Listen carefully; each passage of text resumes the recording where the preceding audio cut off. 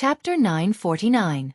The stewardess's voice rang out once more, signaling for the passengers to return to their seats. She had to find the culprit before the cabin door closed.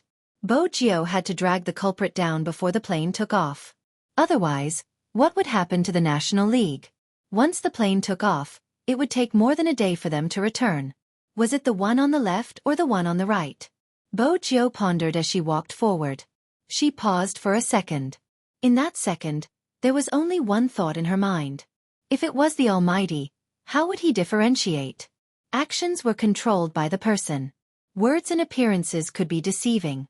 But his actions and micro-expressions were subconscious. This was when she had been very young. Her little canine pet had told her about it. At that time, she had been obsessed with dismantling keyboards and climbing walls. He had been the only one who had been leaning against the headboard like a little prince, dressed in pure white pajamas, reading a book that she couldn't understand. It had been like a bedtime story, reading to her. From time to time, he would pull himself away from the book, glancing at her sleepy eyes. Stupid. He wouldn't forget to pat her when he said those words. When she had been young, he had taught her half of the things she knew. Sometimes humans were mysterious. The influence between them seemed to have been predestined from the start. Hence, when Wuxia walked forward again, her dark gaze landed on their expressions and actions. Both of them were anxious. After all, everyone wanted to know when the plane would take off. However, after one of them raised his hand to look at the time, he began to play with his phone again, as if he was chatting. The other one turned towards Wuxia, his gaze making it seem as though he had to be wary of anyone who entered. Wuxia didn't avoid his gaze. Instead, she walked towards him with her boarding pass, just like an ordinary person looking for her seat. She walked forward with her small luggage, glancing at the seat number from time to time. Seeing this, the tall and slender man shifted his gaze back to his watch. After all, in his eyes, a high school student posed no threat at all. Moreover, the last person who came up was carrying a suitcase. If they were really here to capture him, they wouldn't take anything with them. The tall and slender man thought of the usual Interpol methods. But he wasn't aware of it. The young man in front of him was most familiar with how criminals thought. If she was the one escaping, she would also pay attention to the last person to enter the plane, and she would also observe who didn't take their luggage. Therefore, before entering the plane, the first thing she did was to grab a small suitcase. There was nothing in the suitcase, but she dragged it along to complete a layer of disguise. Wuxia placed the suitcase down. She seemed to have found her position, but she wasn't sure. She glanced back and forth. At this moment, the tall and slender man was even less concerned. Listening to the countdown of the last minute, he flipped open the newspaper and was about to enjoy the moment of takeoff. The young man bent down, his silver hair faintly peeking out where his eyes were. The side of his face was as fair as jade, clean and handsome. "Sir, you seem to be sitting in the wrong seat. F12D, is this the right seat?" Wuxia handed the boarding pass over. The tall and slender put down the newspaper and said in a normal voice, "This is my seat." "Your seat is behind me." "Really?" The youngster laughed, a sinister aura in her voice. "I don't think your seat should be here, it should be in prison." With that, the tall and slender man's expression changed. He held on to the old man beside him, wanting to use him as a hostage. But in that instant, there was a loud crack. His wrists, which were holding on to the newspaper, were locked together. The young man's movements were extremely fast. In the time it took for a spark to fly off a flint, he directly pressed his entire head onto the small table. There was a loud bang. The tall and slender man was still in a state of shock.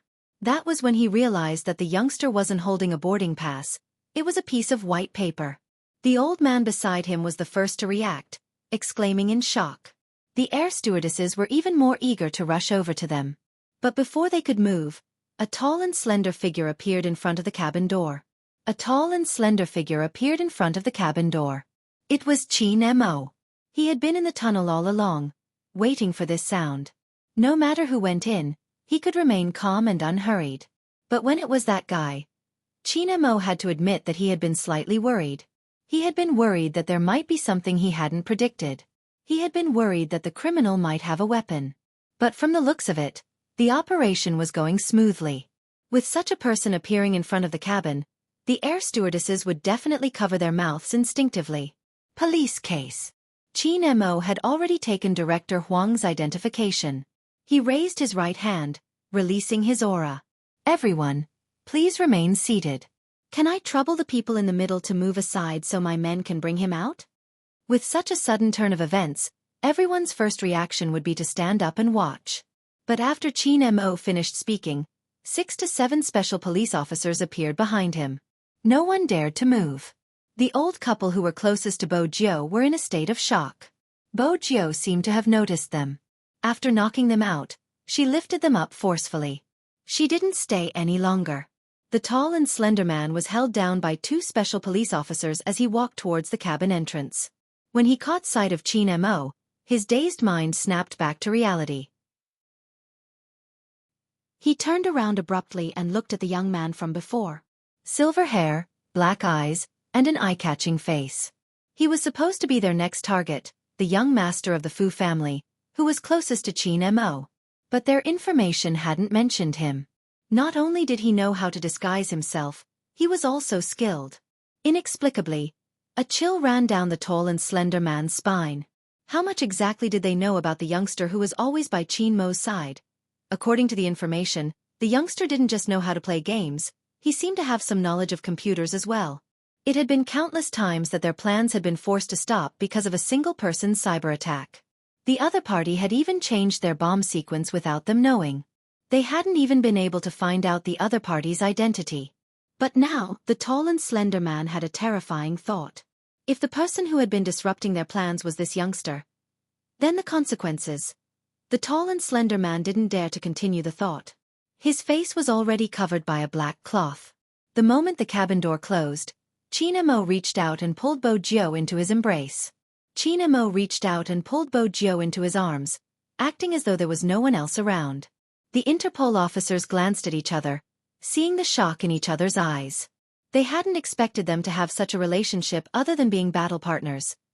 The 2 Interpol officers were desperate for information. Once they caught the tall and slender man, they would join the interrogation. Qin Mo didn't follow them because he knew they wouldn't speak so easily. Before leaving the airport, Qin Mo instructed Director Huang, check the accounts under his various identities. Who are their financial transactions with? Who are the most frequent financial transactions? Director Huang was smart.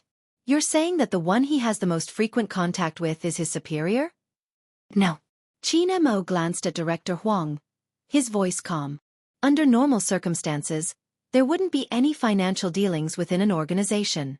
The ones that do are their partners, for example, the traitor in the crime squad. The moment the word traitor was mentioned, Director Huang's expression turned solemn. I understand.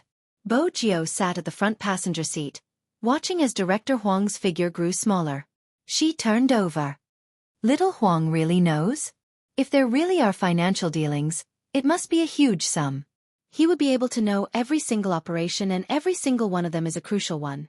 Otherwise, the news wouldn't have been leaked so quickly. This person could even make use of the new criminal psychologist to take away your authority. His position shouldn't be low. Indeed, it isn't low. At the very least, it would be someone of the same rank or above. Qin Mo made use of the red light to light a cigarette. He held it with one hand, his features sharp. He knows that it's just a few people. He knows about the politics of the government. Leaking information isn't something a single person can do. If the investigation starts, all the related personnel will be held accountable. Qin Mo took advantage of the time to wait for the traffic light to turn red. Behind every major case, there would be corruption. That was the reality in every country. As a hacker, Bo Jiu knew it better than anyone else. But I didn't know high schoolers these days would know so much. The Almighty's casual comment made Bo Jiu's heart flutter. She broke into a smile. There are so many movies and dramas, it's easy to understand.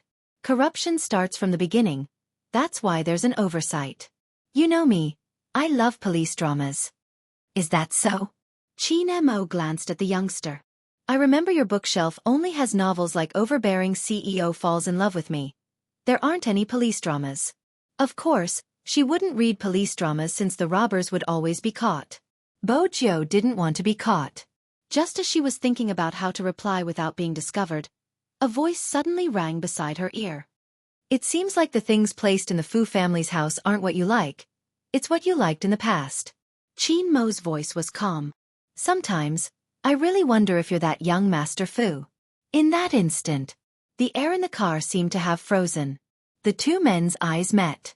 One was extremely deep. The other was so dark that it was translucent. Neither of them shifted their gazes away. Bo Jio's heart seemed to be nailed to the ground, beating slowly.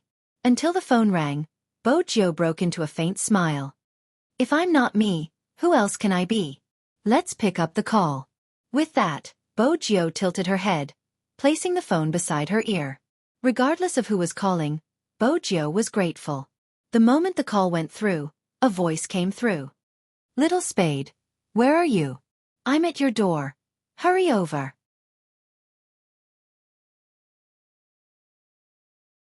I'm a grown man and I still have to guard against my brother taking advantage of me. In the past, we could still talk about the weather and girls. When the room gets hot, we could remove our shirts whenever we wanted. We could play games or watch porn together. Now, I have to wrap myself up tightly at home. Let's not talk about putting our arms around each other's shoulders. If we were to get any closer, I would lose my integrity. Mother Fastris Kerr, of all the things that guy could be thinking about, he just had to think about my chrysanthemum. Bo Jio didn't say a word. She just smiled. Little submissive Lin looked rather pitiful. Hey, Little Spade, do you have beer? Lin Feng didn't feel like he was suffering at all. He was the one attacking, wasn't he? Bo Jio didn't want to laugh too much. She held her chin and arched a brow lazily. Yes, why? Give me a can first, I'm suffocating. Lin Feng placed the cushion at the side, his eyes bright. Qin Mo walked over and tossed a can of beer to Lin Feng. His tone was calm. Why? He doesn't even allow you to drink. That's not it. Without a second thought, Lin Feng pulled open the can of beer, tilted his head back and drank a mouthful. I'm afraid I'll drink too much and give Yunhu another chance. He's not easy to deal with, so I have to stay sober. Qin Mo glanced at him, replying slowly, I see. Think about it. Aren't I pitiful? I love drinking and eating meat skewers, but I'm not allowed to drink Budweiser. It's killing me, Lin Feng said, taking another sip. Qin Mo sat there, tossing another can of beer to him. Indeed, do you need someone to prepare some food to go with the alcohol? Lin Feng had never seen his captain so caring. Was it because of Little Spade? TSK, TSK, TSK. That was why people in love. It was unbelievable. But such a huge change in his captain was rather frightening. Lin Feng caressed his arm. It wasn't much, he just wanted to eat and drink to his heart's content. Everything else wasn't important to him. Chen Xiaodong stood at the side, confused. That wasn't it. What exactly did he hear? Almighty Yun had been thinking about Almighty Lin and he was so blatant about it. In the past, he had always thought that the rumors on the internet were lies. After all, he knew that when people interacted with their brothers, they would naturally put their arms around each other's shoulders. He didn't understand what the girls were screaming about. Weren't Almighty Yun and Almighty Lin normal? Why did they suddenly become abnormal? No, that wasn't right. Why were there suddenly gay men around him? Young Master was gay, Almighty Qin had been turned gay by his young master and now, Almighty Lin and Almighty Yun were at such a stage.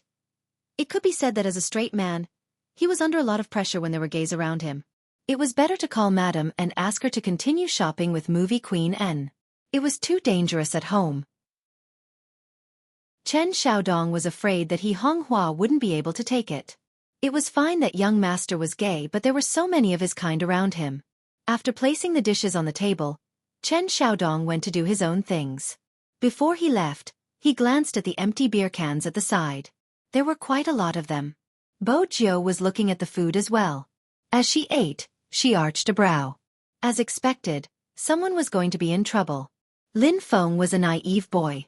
He didn't even realize that the Almighty was trying to force him to drink. This person.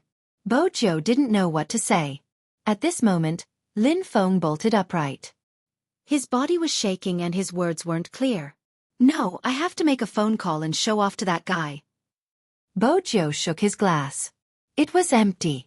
She glanced at the bottle of Mao Tai the Almighty had pushed over. Needless to say, Lin Feng definitely drank too much. What are you showing off for?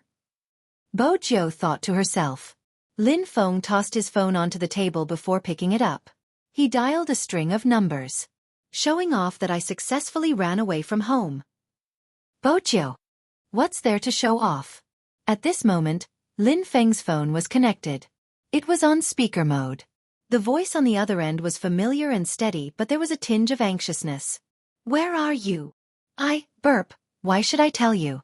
Lin Feng burped, looking rather arrogant. To Bo Jiu, he was asking for trouble. Yunhu's fingers stilled. You drank? I didn't just drink, I ate meat too. That's right. I even saw. Lin Feng wanted to say that he saw a girl, but after scanning the surroundings, there wasn't a single girl. He changed his words. I even saw a hunk. Yunhu narrowed his eyes, his tone turning cold. Which hunk? A hunk with silver hair. Lin Feng was drunk, acting rather stupid.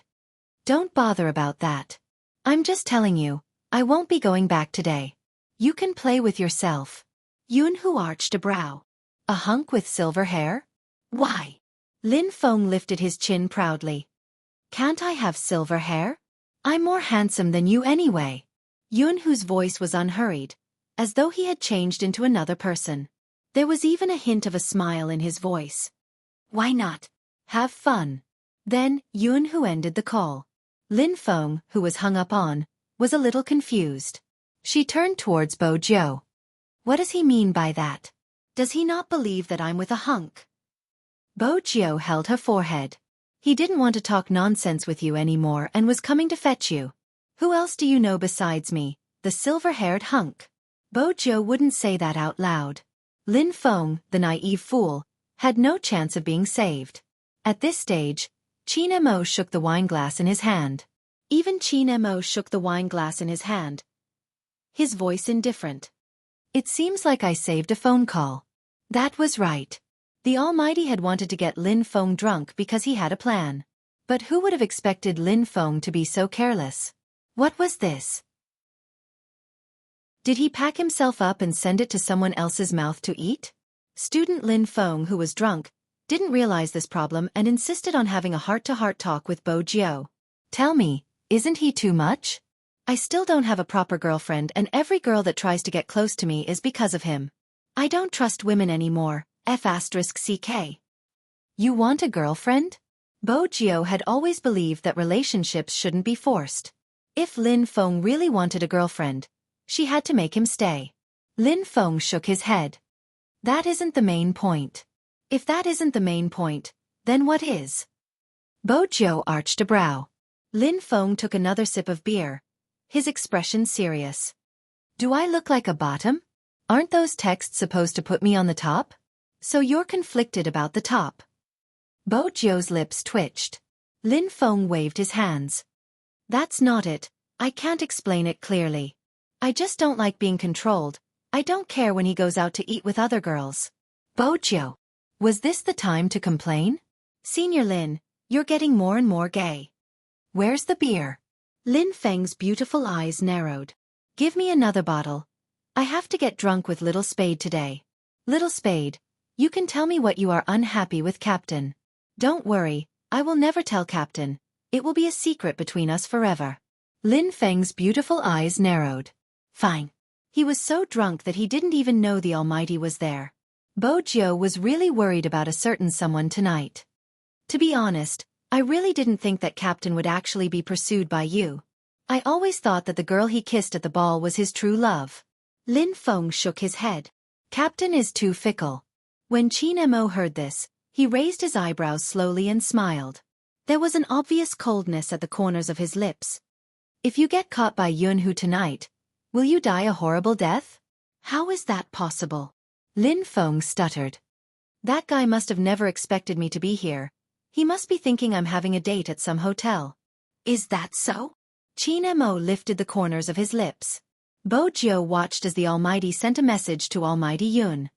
Bring him back. The reply came swiftly. I'm on my way, I'll be there soon. Indeed, from Lin Feng's words, Almighty Yun already knew where he was. But Lin Feng didn't feel any sense of danger. He continued to burp. Little Spade, who do you think that girl is? All right. Tell me honestly, what kind of clothes were you wearing that day? Why didn't we find you? Guess. Bo Jiu leaned back lazily. Lin Feng shook his head. It must have been ugly. I know how it feels. Dressing up as a girl is going to kill straight guys like us. Burp, that's not right. You aren't straight, you are gay. Wait a minute. Stop swaying. Let me see for myself. Why does it look so familiar? I remember now, that girl had the same eyes that day. Bo Jiu frowned, wondering if she had been recognized. She didn't want to be recognized. Her head hurt. Even Qin Mo turned to look at Lin Feng when he heard this. It was obvious that Lin Feng was still deep in thought, but only he knew what he was thinking. Bo Jiu was about to speak. Lin Feng slapped his forehead. Little Spade, don't tell me you have a younger sister that you haven't introduced to us. Bo Jiu. What a naive mind. Always so curious. Your younger sister is really pretty. Lin Feng was lost in his own imagination. Did Captain agree because you look similar to your younger sister? Sigh. It's another story about a substitute. Little Spade, you're really pitiful. Bo Jiu was speechless. Why would a straight guy like you want to read a substitute story? Who said a straight guy can't read a substitute story? Lin Feng shouted again. I like it. When Qin Mo heard this, he lost his patience. He sent a few more words. Where are you?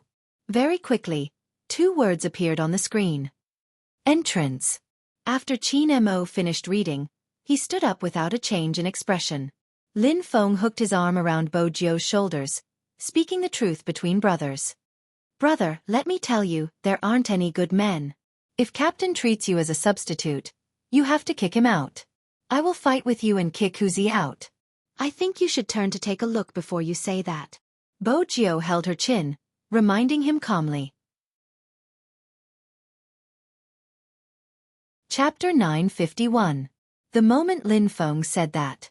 In an instant, the air around the newcomer became colder. Yun, who didn't look happy either. Bo Jiu felt that this person was hopeless. He couldn't even recognize a wolf. It would be strange if he wasn't taken away. Yun, who glanced over at him. Lin Feng was still chuckling. Come, handsome, sit down and have a drink. This skill of being familiar with others was really inviting a wolf into the house. Bo Jiu watched as Lin Feng drank another can of beer. Yun, who was sitting beside him. He touched his lips subconsciously, but he didn't even press his lips. Lin Feng was straightforward, slapping his tongue. Handsome, have we met before? With that, Lin Feng frowned again, leaning towards Bo Jiu seriously. He lowered his voice. Little Spade, don't you think this guy looks like someone? Mate, Bo Jiu replied lazily. A little. She sat back and watched as Lin Feng courted his own death. Burp. Wait a minute, let me think. Lin Feng shook his head, his expression solemn. It wasn't easy for him to make eye contact. His gaze wasn't as blurry as before, but when he met that chiseled and handsome face, he froze. He pulled Bo Jiu over, turning his head. F***CK. Why is he here? When did he come? How did he find us? This isn't logical. Bo Jiu took out her phone, smiling faintly as she pressed the record button, gesturing for him to listen carefully. Lin Feng was still in a daze, swaying back and forth before he heard the voice. Where are you? Burp, why should I tell you? You drank? I didn't just drink, I ate meat too. That's right. I saw a hunk. Which hunk? A silver-haired hunk. You don't have to care about this. I'm telling you, I'm not going back today. You can play with yourself. A silver-haired hunk? Why? Can't he have silver hair? He's more handsome than you anyway. There's nothing wrong with that. Have fun? Do. After listening to this recording, Lin Feng's IQ was finally restored to its previous level. Now that he knew the truth, he was on the verge of tears. He wished he could find a hole to crawl into and bury himself alive. He was the one who said that Yun who would find his way here. From the moment he entered, Yun who hadn't said a word. Instead, he swept a glance at the empty wine cans on the ground. There were about a dozen of them. It seemed like he hadn't been drinking recently and had been craving for so much. This made it easier for him to take her away. Who gave you the wine? Yunhu asked. Lin Feng felt that he had to put up a front and let out a drunken burp. Captain gave it to me. You want to pick a fight with the captain? Bo Jiu face-bombed again. Yet, Yunhu only glanced at him. He sat beside that person, his expression unchanged, but his words were routine. I know you didn't dare to drink in front of me, but you dared to after coming out. Who said I didn't dare to? Lin Feng opened another can of wine, drinking in a heroic manner. In less than 2 cans, his eyes started to blur again. He probably couldn't recognize anyone, otherwise, he wouldn't be looking at China Mo Little Spade. Come, let's have a pajama party. With that, he leaned towards China Mo. China Mo blocked him with his left hand, his eyes fixed on Yunhu. Aren't you going to take him away? Yunhu pulled Lin Feng back. You want to have a pajama party? Burp yes. Lin Feng stood up shakily. Yunhu pulled him towards the door. Let's go home. I'll play with you. Lin Feng didn't even know how Yunhu had shoved him into the car. He was still dizzy. He looked sober, glancing up with a determined expression. I'm not going home. I'm still running away from home. Then where do you want to go? Yunhu glanced at the road ahead. Lin Feng glanced outside, burping again. To the hotel. No, I can't go to the hotel. I didn't bring my identity card. If Yunhu finds out, he will definitely mock me. Is that so? Yunhu watched a certain someone in a daze. This fellow was still as careless as before, forgetting his wallet when he left home. Mage, Lin Feng replied, burping again. After a while he asked, why does this road look so familiar? The roads are all the same, of course it looks familiar. Yunhu continued to turn the steering wheel. Lin Feng narrowed his eyes, looking extremely heroic. You're right, where are we going now? To my house. Yunhu's voice was still as calm as before. Don't you want to have a pajama party? Lin Feng nodded. Yes, a pajama party. With that, he frowned. Why does this road look so familiar? I remember now, this is the road to my house. Did he recognize him? At a red light, Yunhu stopped the car, turning his head, meeting a certain someone's hazy eyes. Lin Feng didn't realize how much his face could hurt the people who liked him.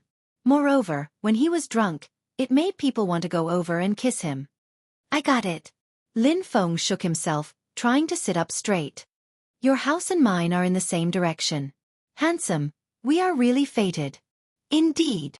Yunhu restarted the car, thinking that he shouldn't have placed too much hope on a certain someone's intelligence. Lin Feng felt a little high. Burp. We have to have another drink. It's fated. Sure. Yunhu drove the car into the courtyard. Lin Feng looked around. Military Base 1, burp, it seems real. When did such a small area appear beside our house? Why didn't I know about it? Yunhu changed the gear, stopped the car, and helped Lin Feng down. No, that's not right. I'm still running away from home. This is Military Base 1, I want to go that way. Lin Feng pointed in the direction of the main entrance. Yunhu helped him forward 3 steps. This is the right way. Do you think I can't tell the direction when I'm drunk? Lin Feng shook his head, trying to sober himself up. I'm telling you, I can still drink another 30 bottles. Let's go back to the room, I'll drink with you, Yunhu said faintly, carrying Lin Feng up.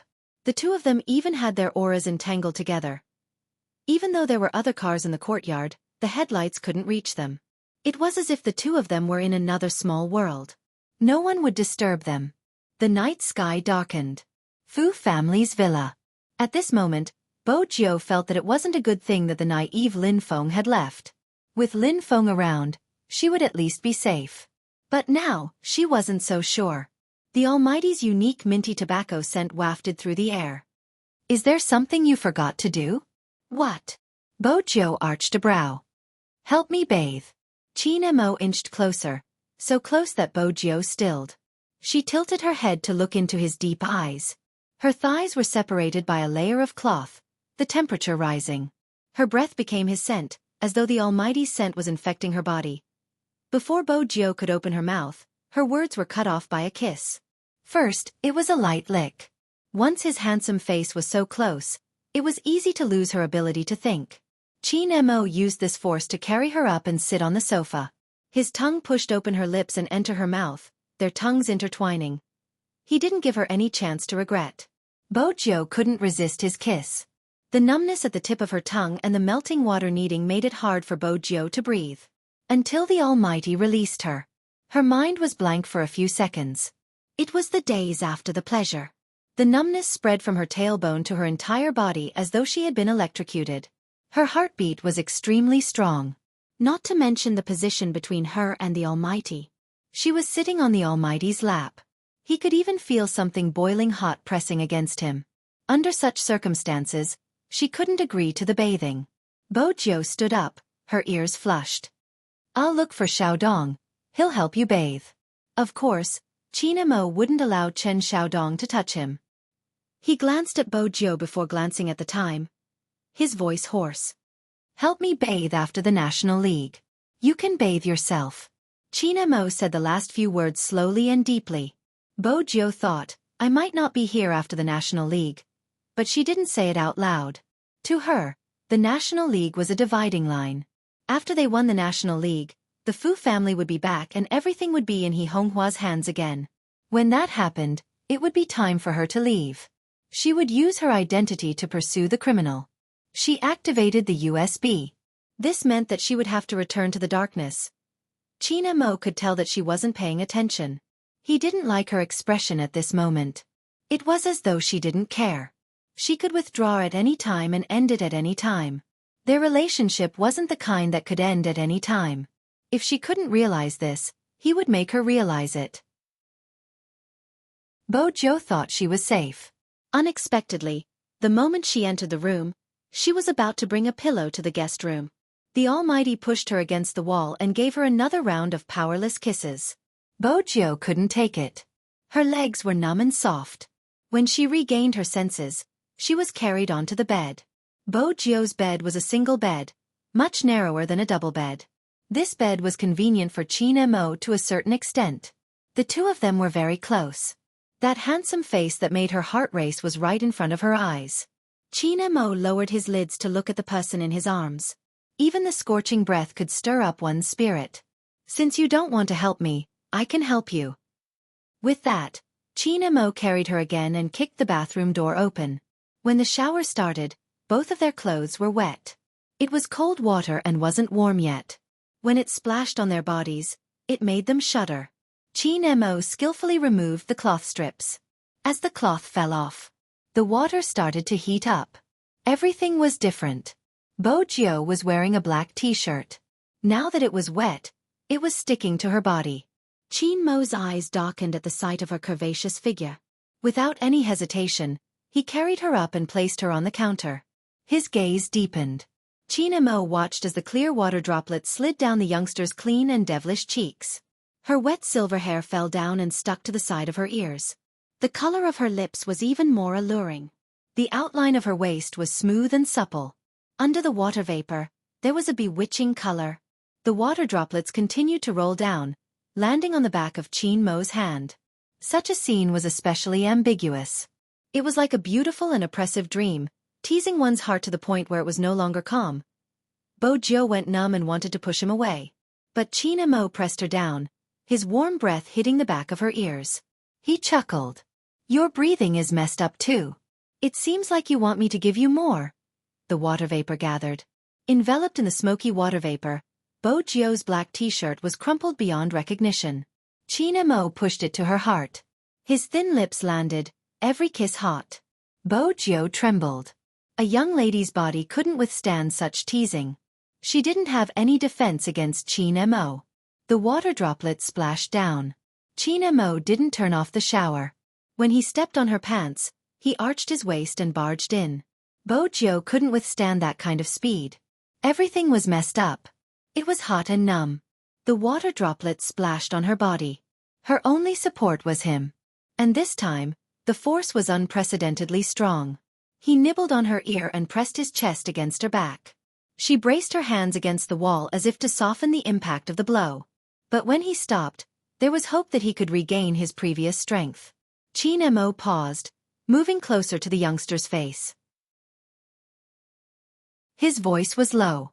"Tell me, why do you want to leave?" Bo Jiu frowned slightly. Her snow-white skin was on full display. Especially when the cloth around her chest was undone, she really became a seductive demon. Even the corners of her eyes were tainted with a tenderness that made people want to destroy her. But the stubbornness of biting her lips made her even more irresistible. Qin Mo held her waist, coaxing her. "Tell me, who did you learn your hacking skills from?" "Self-study." Bo Jiu uttered the word, her voice trailing off. Her seductive waist trembled unconsciously. Qin Mo's eyes dimmed. "Do you think I'll believe you?" Bo Jiu didn't want to continue this topic. She turned her face, smiling seductively. "Brother Mo, don't you think it's a waste of time to ask such questions at this time?" "Brother Mo, are you out of energy?" "Out of energy?" Qin Mo pressed her into his arms, his voice so deep that it was raspy. "I'll show you now if I still have the strength." Chapter 952. When Bo Jiu dashed out, her waist and legs were still affected. But after teasing the Almighty, she was still in a good mood. Even when she was eating breakfast, her lips were still in a smile. Chen Xiaodong arranged the things before heading upstairs and knocking on the guest room door. He wondered if Almighty Qin would have a bad temper when he woke up. Madam had passed the task of waking him up to him. He was really scared out of his wits. He knocked 3 times but no one answered. Chen Xiaodong pressed his ear against the door, about to say something. The door behind him opened. Almighty Qin walked out with one hand in his pocket. He seemed to have just showered. He glanced at him, his gaze slow. "What's the matter?" Chen Xiaodong stilled. He glanced at the guest room he had knocked on and then at the room Almighty Qin had come out from. His mouth was wide open enough to fit an egg. Almighty Qin had just come out from young master's room? At this hour? He had come out from young master's room. There was too much information. Chen Xiaodong could only hold it in. He couldn't say anything. Most importantly, he couldn't let Madam know. This time, young master was completely gay. He Honghua didn't know what was going on. She just felt that her Jiu was sitting there, her lips were a little pink, and her eyes seemed to be open. After a night, she seemed to look much better. Her skin was still white, an indescribable change. Bo Jiu bit on a youtiao.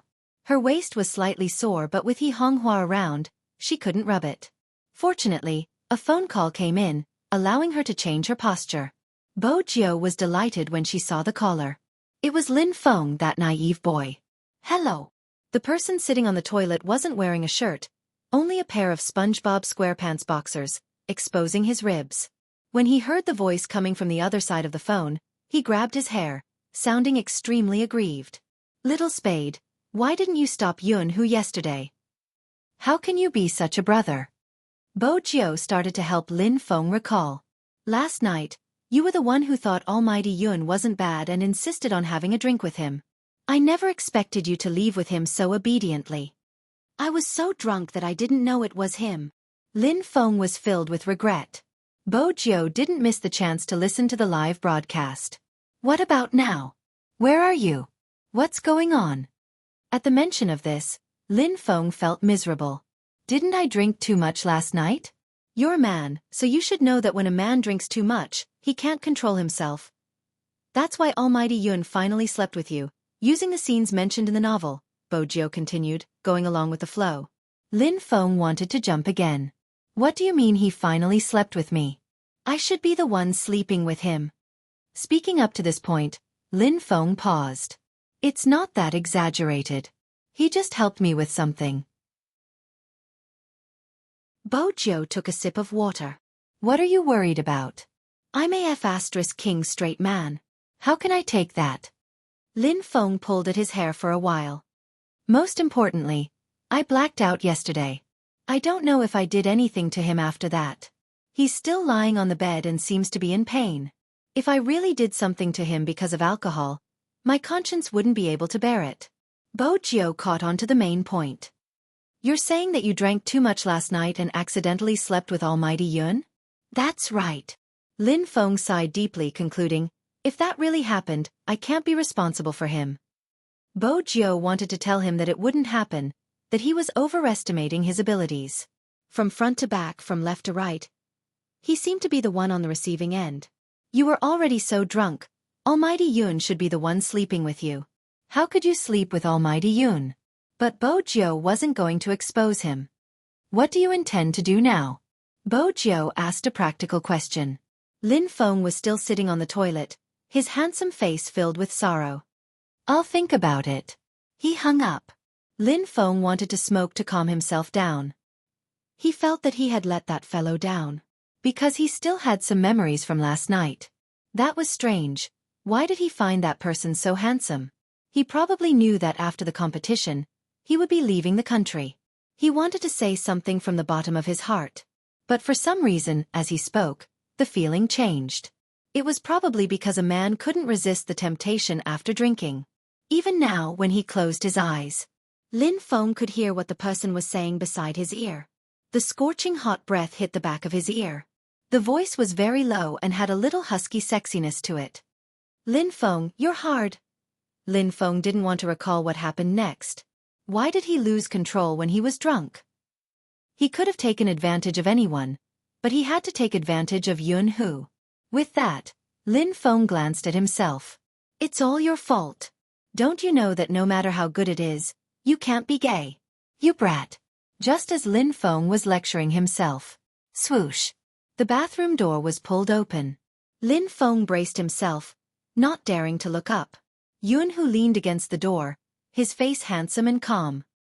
He glanced over at a certain someone who had been pulling his hair in the bathroom ever since he woke up. His voice was calm. How much longer are you going to nag at your little Lin Feng? Little Lin Feng. Lin Feng didn't want to comment on Yun Hu's description. He was sad. If he had known this would happen, he wouldn't have run away from home yesterday. He had to maintain his dignity. Lin Feng coughed, feeling that he didn't have any dignity in his boxer shorts. He could only pretend to be calm. Leave first. Yun Hu felt that his emotions weren't right. After yesterday's sweetness, he understood that he couldn't force him too much. He knew this better than anyone else. Lin Feng might look like that. In reality, he was more straightforward than anyone else. Ever since he was young, he had been thinking about marrying a cute girl. He said that girls had to be doted on and that his wife couldn't be cold or hungry in the future. Hence, even cooking, which didn't fit his persona, was extremely good. Lin Feng had never known. When he heard those things, he didn't know how his heart worked. He wanted to let him get what he wanted. After all, this guy deserved to be treated gently. But he was jealous from the bottom of his heart. He was jealous of the girl who would get him in the future. He was so jealous that he didn't dare to voice his thoughts. If it hadn't been for Little Spade, this guy might never have been enlightened. With a couple by his side, he realized that he really liked him. It had never been brotherly love. Chapter 953. With that in mind, Yun Hu's entire being became indescribably gloomy. His heart felt as though it had been stabbed. Regardless of how strong he appeared in front of that person, when he sat like this, he still felt a sense of despair. Bang! Lin Feng had probably made up his mind. He rushed out of the washroom. Originally, he wanted to tell him in one go that he really couldn't be gay and that they could be brothers again. But when he saw that person sitting there with a pale side profile, he couldn't say the words that were at the tip of his tongue. After all, Yun Hu really looked as though he had done something to him. He looked a little pitiful.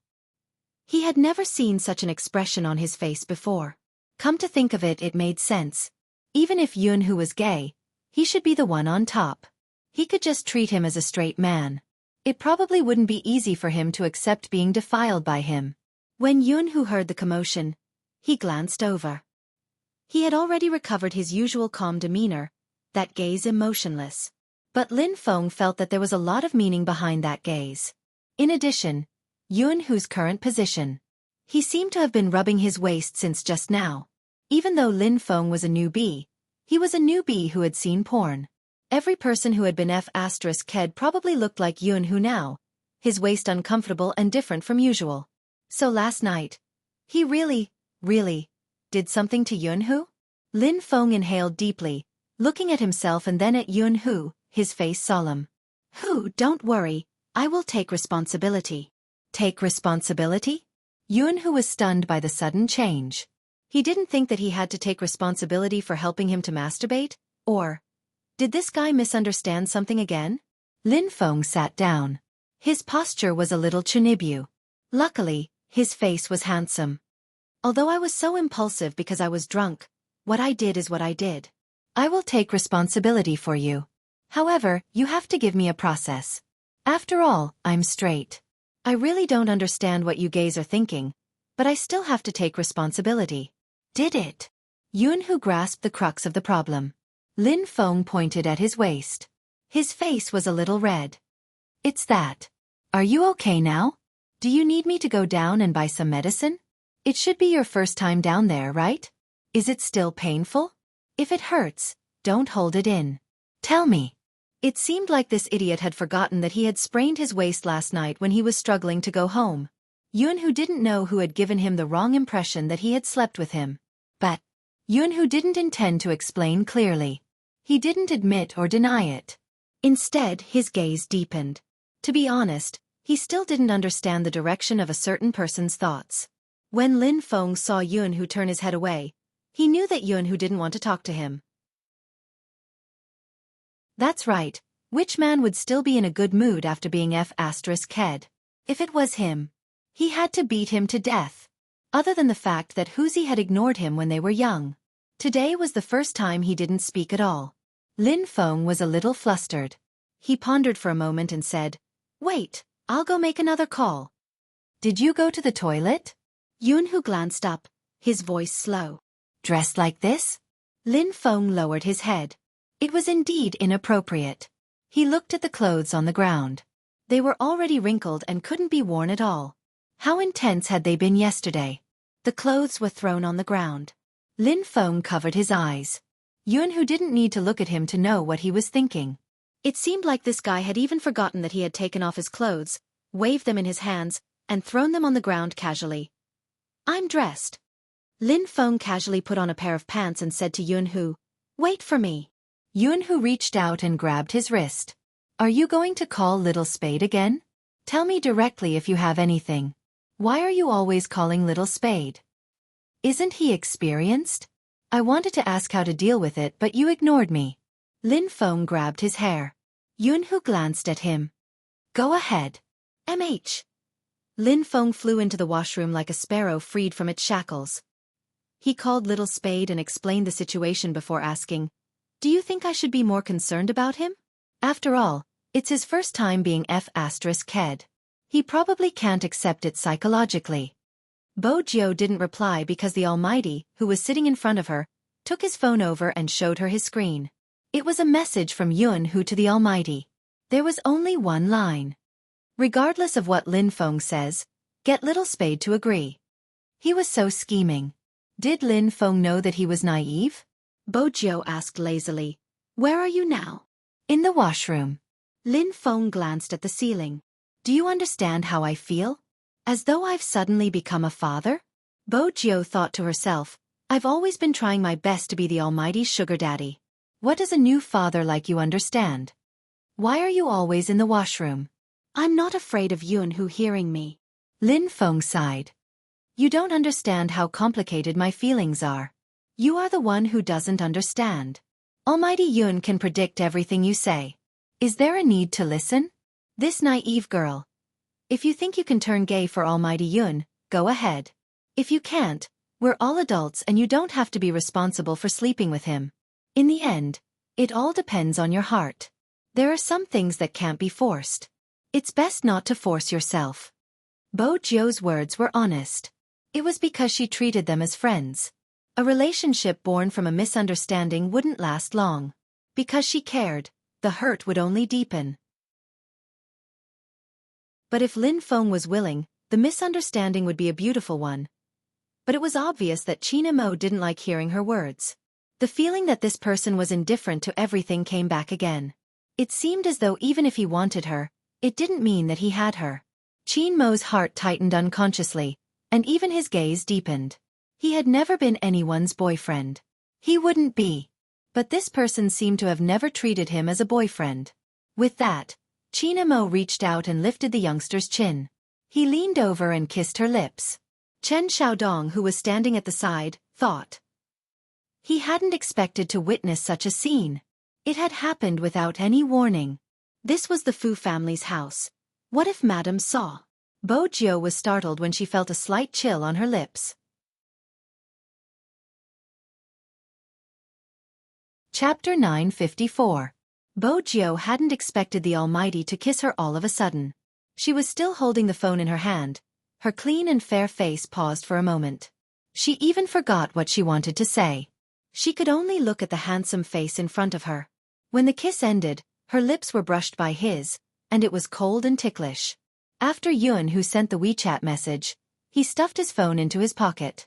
When he saw him come out, he pretended to be uneasy and said, "You don't have to take responsibility, we are both guys. It's normal to sleep for a night. It's good enough that you didn't despise me." If Yun who hadn't said that, Lin Feng wouldn't have felt sorry for him. Especially when he tilted his head, which made him look slightly fragile. "Are you sure it's fragile?"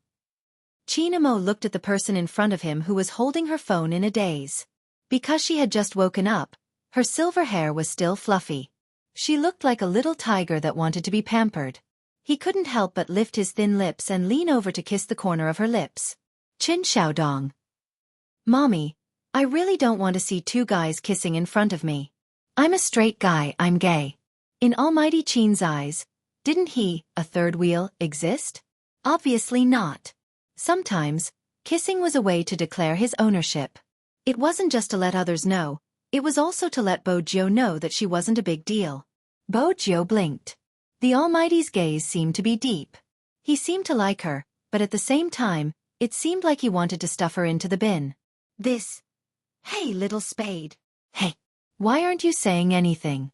Is there no signal? On the other end of the line, Lin Feng glanced at his phone, assuming that the washroom was blocking his communication with his brother. "Forget it, I've decided. I'm going to lay my cards on the table." Lin Feng put away his phone and pulled open the wooden door of the bathroom. Lin Feng's gaze was heavy. "I have to take responsibility." Yun, who watched as a certain someone took the bait, looking valiant and high-spirited. He asked the most practical question. "How do you intend to take responsibility?" "Marry you." Lin Feng added, "I'll try my best to marry you." Yun, who didn't know what to say. This guy was still a straight guy. He wanted to marry her after sleeping with her. "You should know how I feel about you." Yun, who followed his train of thought and said, "I won't agree to the arranged marriage and marriage of convenience in novels." Lin Feng thought to himself, "Of course I know what you mean. If you dare to bring up the matter of hitting me, I will cripple you right now." However, he had just slept with her, so he had to be gentle. "Speak." Yun, who replied faintly, "I want to kiss you the moment I see you, so let's start with kissing." "Kiss, kiss." Lin Feng's eyes widened. This wasn't within his scope of consideration at all. Yun, who was a two-faced person. "You weren't this excited when you hugged me yesterday." She hugged him and vomited, not daring to let go. Helplessly, when Lin Feng heard that, his mind automatically started to play some small scenes. His face turned red, and he felt very uneasy. "All right." Yun, who arched a brow. "What's good about it? Let's start with kissing." Lin Feng leaned over like a man, putting on an expression as if he was a paper tiger. Yun, who replied leisurely, "Are you going to do it or should I?" "Of course, I'll do it. I'll be the attacker." Lin Feng was very firm on this point. When Yun, who heard the words "I'll be the attacker," his expression didn't change, he just arched a brow, his gaze deep as he looked at the person he could finally have. Even if it was an illusion. Lin Feng leaned over a little, and then a little more. When he was almost there, he felt an inexplicable heat in his ears. He glanced at that person and after a moment he said, "Close your eyes." "Do I need to close my eyes?" Yun, who arched a brow, thinking about this fellow's kissing experience. "Do you close your eyes when kissing your ex-girlfriend?" Lin Feng recalled the last time he scared this fellow, his gaze fluttering. "Of course. Don't people close their eyes when kissing on TV?" "All right." There was a hint of unwillingness in Yun, whose voice. He wasn't willing because if only his first kiss had been his as well. Lin Feng leaned forward again, but this time, his ears felt even hotter. Why was Yunhu still so strong even with his eyes closed? It must be because this fellow was too handsome. Lin Feng looked at the tall nose that was inches away from him. In the past, he had always been envious of Yunhu's looks. He was the kind of man who had good looks and wasn't feminine at all, unlike him, who was naturally tender. When they were close enough, Lin Feng's gaze swept towards Yunhu's lips. For some reason, his heart started racing, and he felt a little uncomfortable. Thinking about it carefully, who would kiss their brother of more than 20 years? Even when they fooled around, it wasn't like this. After all, they were both men. Lin Feng took a deep breath and said, "Can I kiss your face?" Yunhu opened his eyes, watching Lin Feng's expression.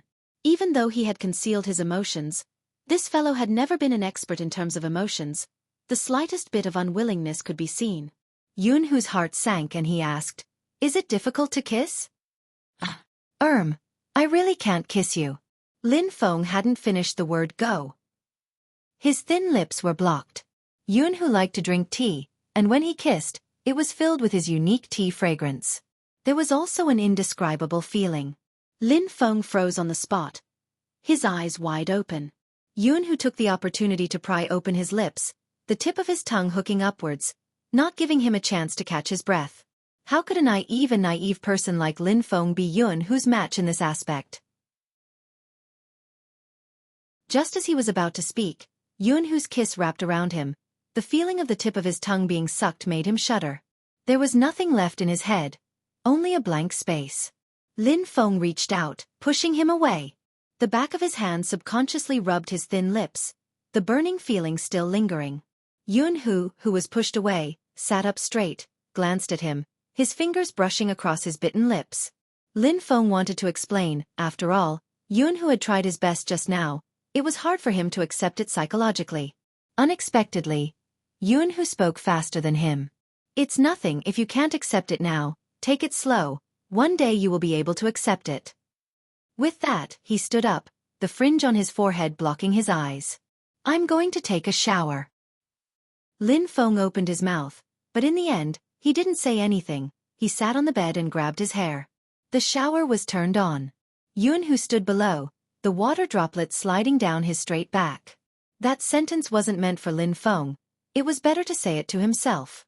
He liked someone for too long. It was so long that he was afraid he would marry someone else one day. But with his grand appearance, he would have to miss it.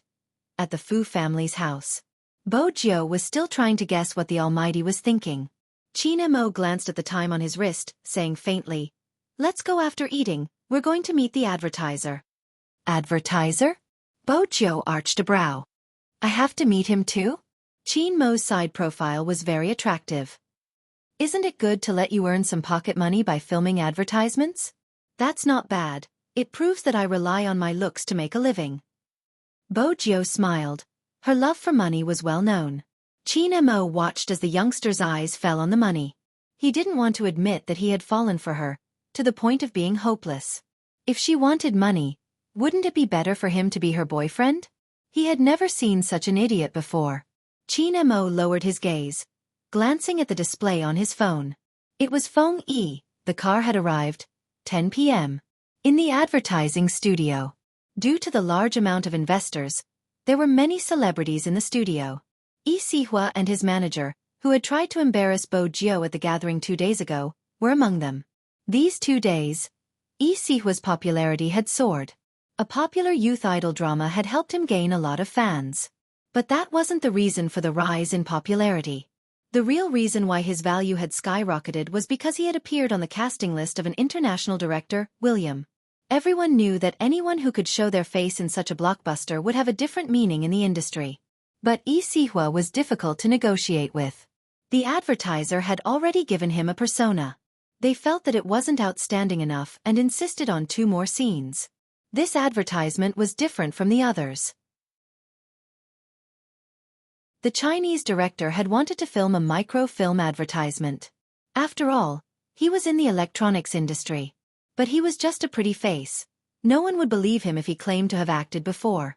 He felt that adding 2 more scenes would ruin the beauty. Both parties couldn't hold on. Yi Sihua looked as though he was the big shot, and if they didn't please him, he wouldn't be able to negotiate. The Chinese director had a unique personality, placing the camera over, a smile on her lips as she answered the call. "Teacher? Are you coming over? It would be great if you could come over. You can help me control the scene." After she hung up, the big shot, who had been spoiled by his fans, was still wearing his sunglasses, looking high and mighty. The Chinese director thought to herself, the rumored fresh meat had good looks and acting skills. He even respected the staff. That must be *T. Our condition is still the same, our Sihua's face can't be flashed across the screen. The manager had her considerations. After all, the status of the artiste under her was different now. She had to have some demands.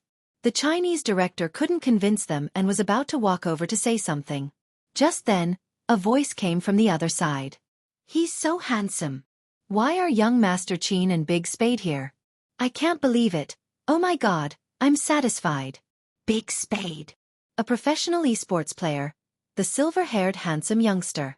I thought he was cosplaying. How could he be so handsome in real life? The discussion heated up as the two of them walked in. Even the Chinese director looked over curiously. He wouldn't have known if he didn't look, but his eyes lit up the moment he saw it. This was exactly the kind of character that she wanted the most. A laptop advertisement. The theme was mysterious and beautiful. What she wanted to do was to tell a short story with a visual sense. Hence, she had asked the manufacturer to find a couple for her. Even if they weren't a couple, they had to be young and handsome. Handsome didn't have to be rigid, it had to have a unique charm, and it would be best if they weren't bad at computer games. Now, looking at the two of them, the Chinese director only had one thought. It didn't matter if they didn't know how to computer games, as long as they could pose properly, reveal their faces, and add a little expression, it would be perfect. "Who are they?" The Chinese director had just returned from overseas, pulling a staff over to ask. The staff had an incredulous expression. "Young Master Qin and Spade Z. They are the professional esports players who replaced the previous couple. The advertiser got them from their manager, but they only agreed to show their faces. They just arrived." The Chinese director's heart blossomed when she heard the staff's words. She had to make the best use of the actors. Arrange for their makeup and clothes. Makeup was fine, but China Mo wouldn't allow anyone to touch her. Fortunately, they were in a filming studio and the environment wasn't bad. Bo Jiu took the clothes from the staff and smiled faintly. "Thank you, I can do it myself." The staff didn't know how to play games and didn't watch esports competitions. But when she saw the youngster's handsome face and thanked her, she couldn't help blushing. She finally understood why so many people were infatuated with this youngster. Even though he was in the esports industry, his popularity was high. He was really handsome. He wasn't just handsome, his gaze was gentle as well.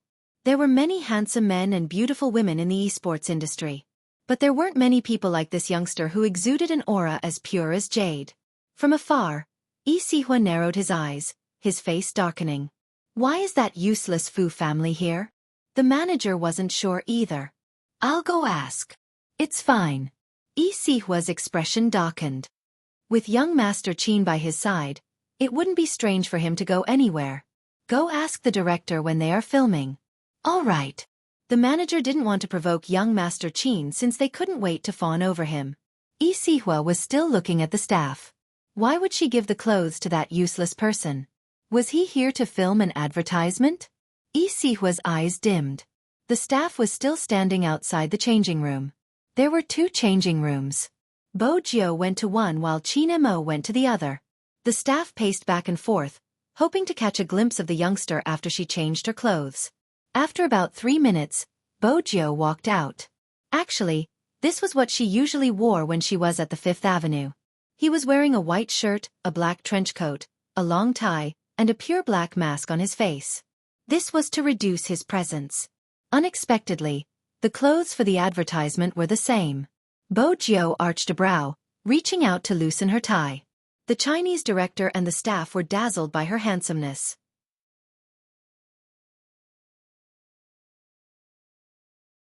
Chapter 955. The Chinese director's eyes lit up. She couldn't wait to get the cameraman to start the shoot. This was the male lead in her heart. How could someone be so perfect? Even with the mask, it couldn't hide the superstar aura he exuded. When the Chinese director had first seen the youngster, she had felt that he looked too clean and pure. Perhaps, he wouldn't be able to bring out the mysterious effect. Unexpectedly, as compared to the previous set of clothes, the black trench coat and mask were more suitable for him. The moment Bo Jiu came out, she was stared at by the two girls. Usually, she had a strong tolerance, but today, she was being stared at for a long time. She paused for a moment before asking, "May I ask, what kind of advertisement are we shooting?" The stage supervisor snapped back to her senses and was about to speak. Qin Mo pushed the door open and walked out, silencing the entire set once more. Some people, regardless of what they wore, would be able to bring out their unique aura. Noble, indifferent, porcelain white skin. This was everyone's first impression of Qin Mo. At this moment, Qin Mo was wearing a white shirt, holding a can of beer in his hand. His collar was half open. He had wet his hair for the styling. Black strands of hair scattered across his forehead, water droplets sliding down the bridge of his nose. He looked casual and sexy.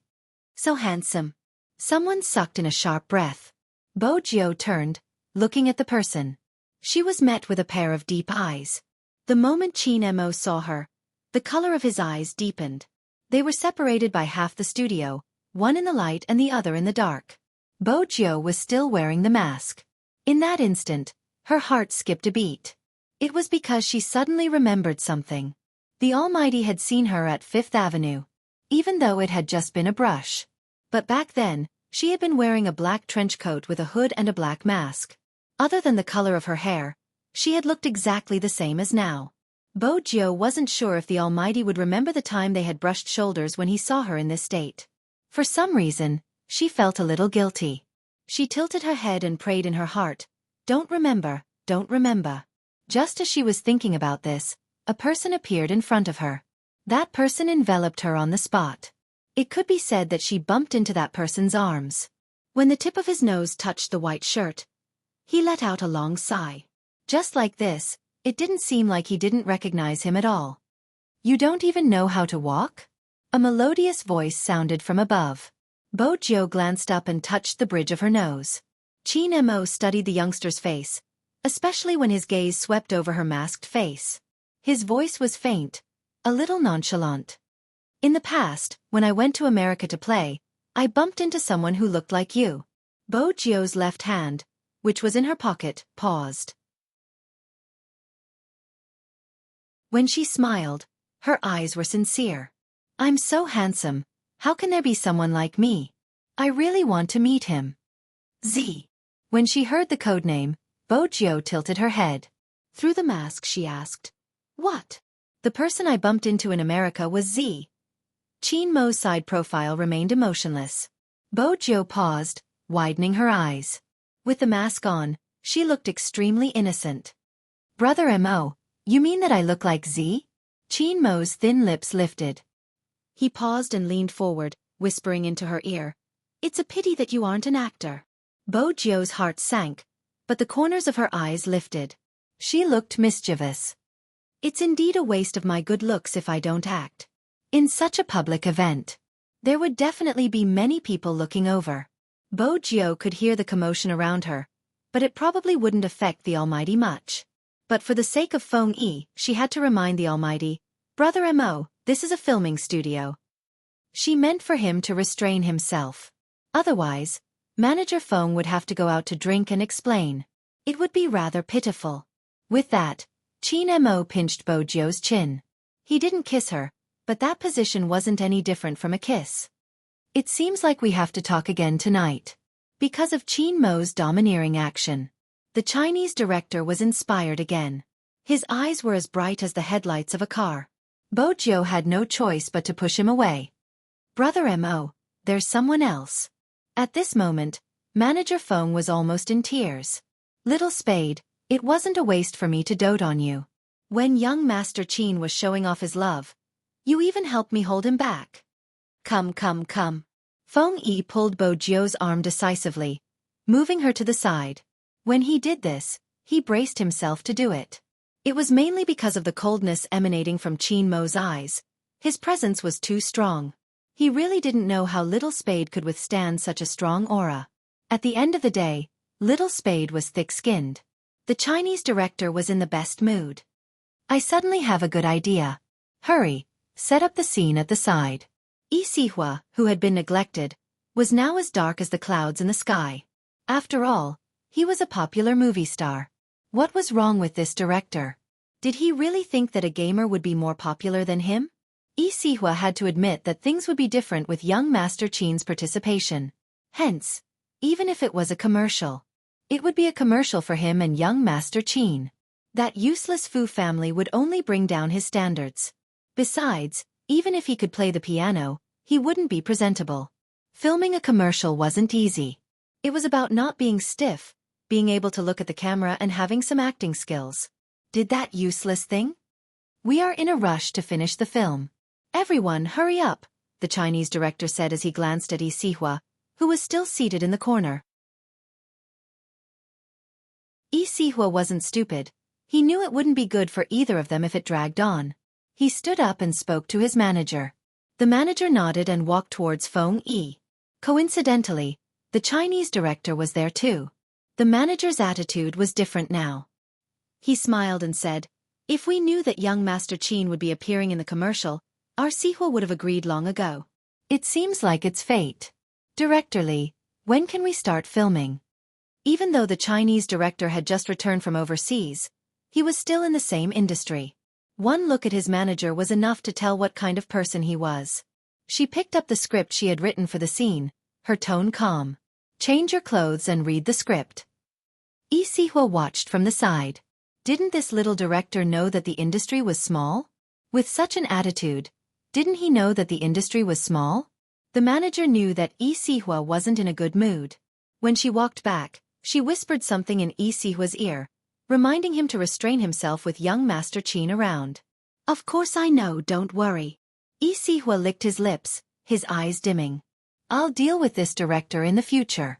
As for the person who gave up gaming and insisted on filming a commercial, I'll let him know the difference between us." The manager was still worried. "He came with young Master Qin, you? I won't do anything on the surface." Yi Sihua laughed sinisterly. "Don't forget, this commercial has a storyline and there are 3 main characters. Since he is so desperate to prove himself, I'll let him know that it isn't easy to be a main character." The manager's eyes widened. "You mean to suppress the scene?" Suppressing the scene was a term used in the industry. In the beginning, when experienced actors with good acting skills wanted to teach some fresh meat a lesson, they would occasionally use this trick. After all, there were some who didn't even fulfill their role as an actor.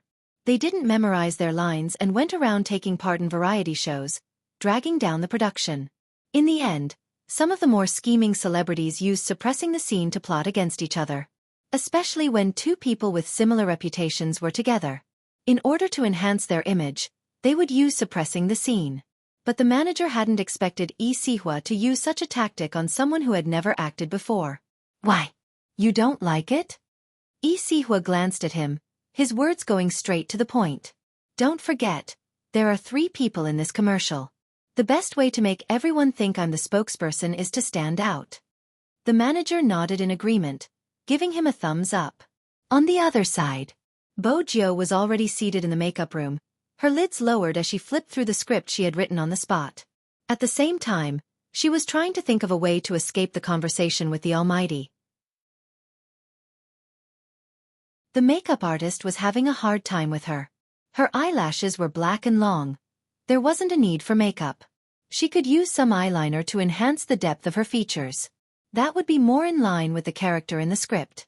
But as for the rest, the makeup artist caressed her smooth and fair face, praising sincerely. "Your skin is so good, you don't need to put on foundation." If too many things were applied to this face, it would ruin its original handsomeness. Now that he had brought out a spy, he really looked like the main character of a Korean drama. The Chinese director was getting impatient, asking Bo Jiu, "Have you found the feeling?" When Bo Jiu received the script, she didn't know what to say. It was about a hacker. She didn't need to find the feeling. The Chinese director noticed the youngster's silence, assuming that he was nervous because he hadn't been in this industry before. Hence, He softened his tone. Don't worry. Just act naturally. Even if you can't find the feeling, your face is more than enough. Come. Stand back a little. The Chinese director walked to the side, making space for everyone. He raised the loudspeaker, his eyes bright as he shouted, "Everyone get ready! First scene, action." Swoosh. The lights in the studio were all dimmed. It was the layout of a billiard hall. The light that shone down was a little dim. However, the slender figure standing beside the billiard table wasn't dim at all. That wasn't all. When the light shone down, it seemed as though he was tall and slender. He stood there casually with a laptop in front of him. He seemed to be a little bored. He hooked his index finger, opened the can, and for some reason, the corner of his mouth curled up. The girls were going crazy as they watched from the side. I finally understand why everyone says that young Master Qin is the prettiest in Jiang City. He's so handsome. I'm so envious of young Master Qin's future girlfriend. She can look at his face every day. And his figure. Young Master Qin is a walking clothes rack. I can't take it anymore. My nose is going to bleed. The girl said that because just as Qin Mo was about to raise his head to take a sip of the ice-cold beer, his eyes seemed to have seen something. He turned towards the door. The camera panned in that direction as well. A young man in a black trench coat walked in from the door.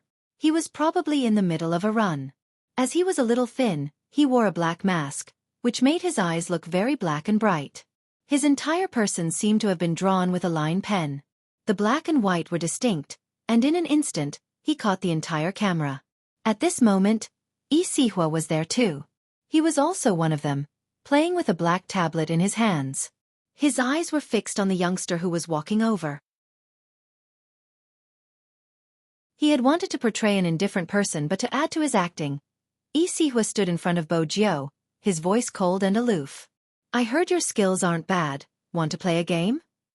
It was a last-minute change of script, but since the scene wasn't too bad, the Chinese director didn't ask for a pause.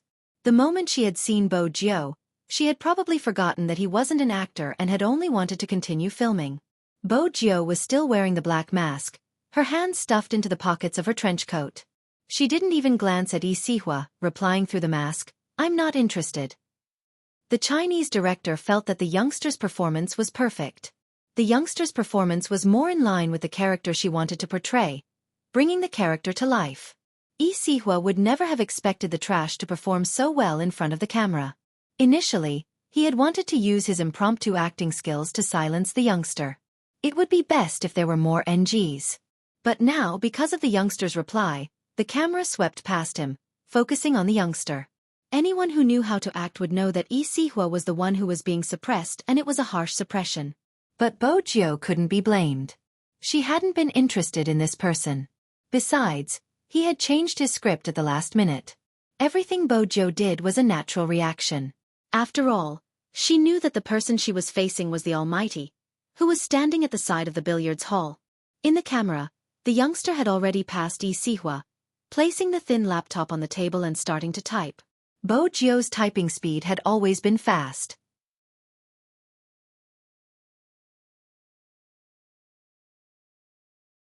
Chapter 956. How could there be someone who could move so quickly? Also, the innate sense of being in the camera. Every single detail shocked everyone in the photography team. It was just an advertisement, but it made them want to continue watching. It wasn't just because of the storyline, but also because of the strange tension between the youngster and young Master Qin.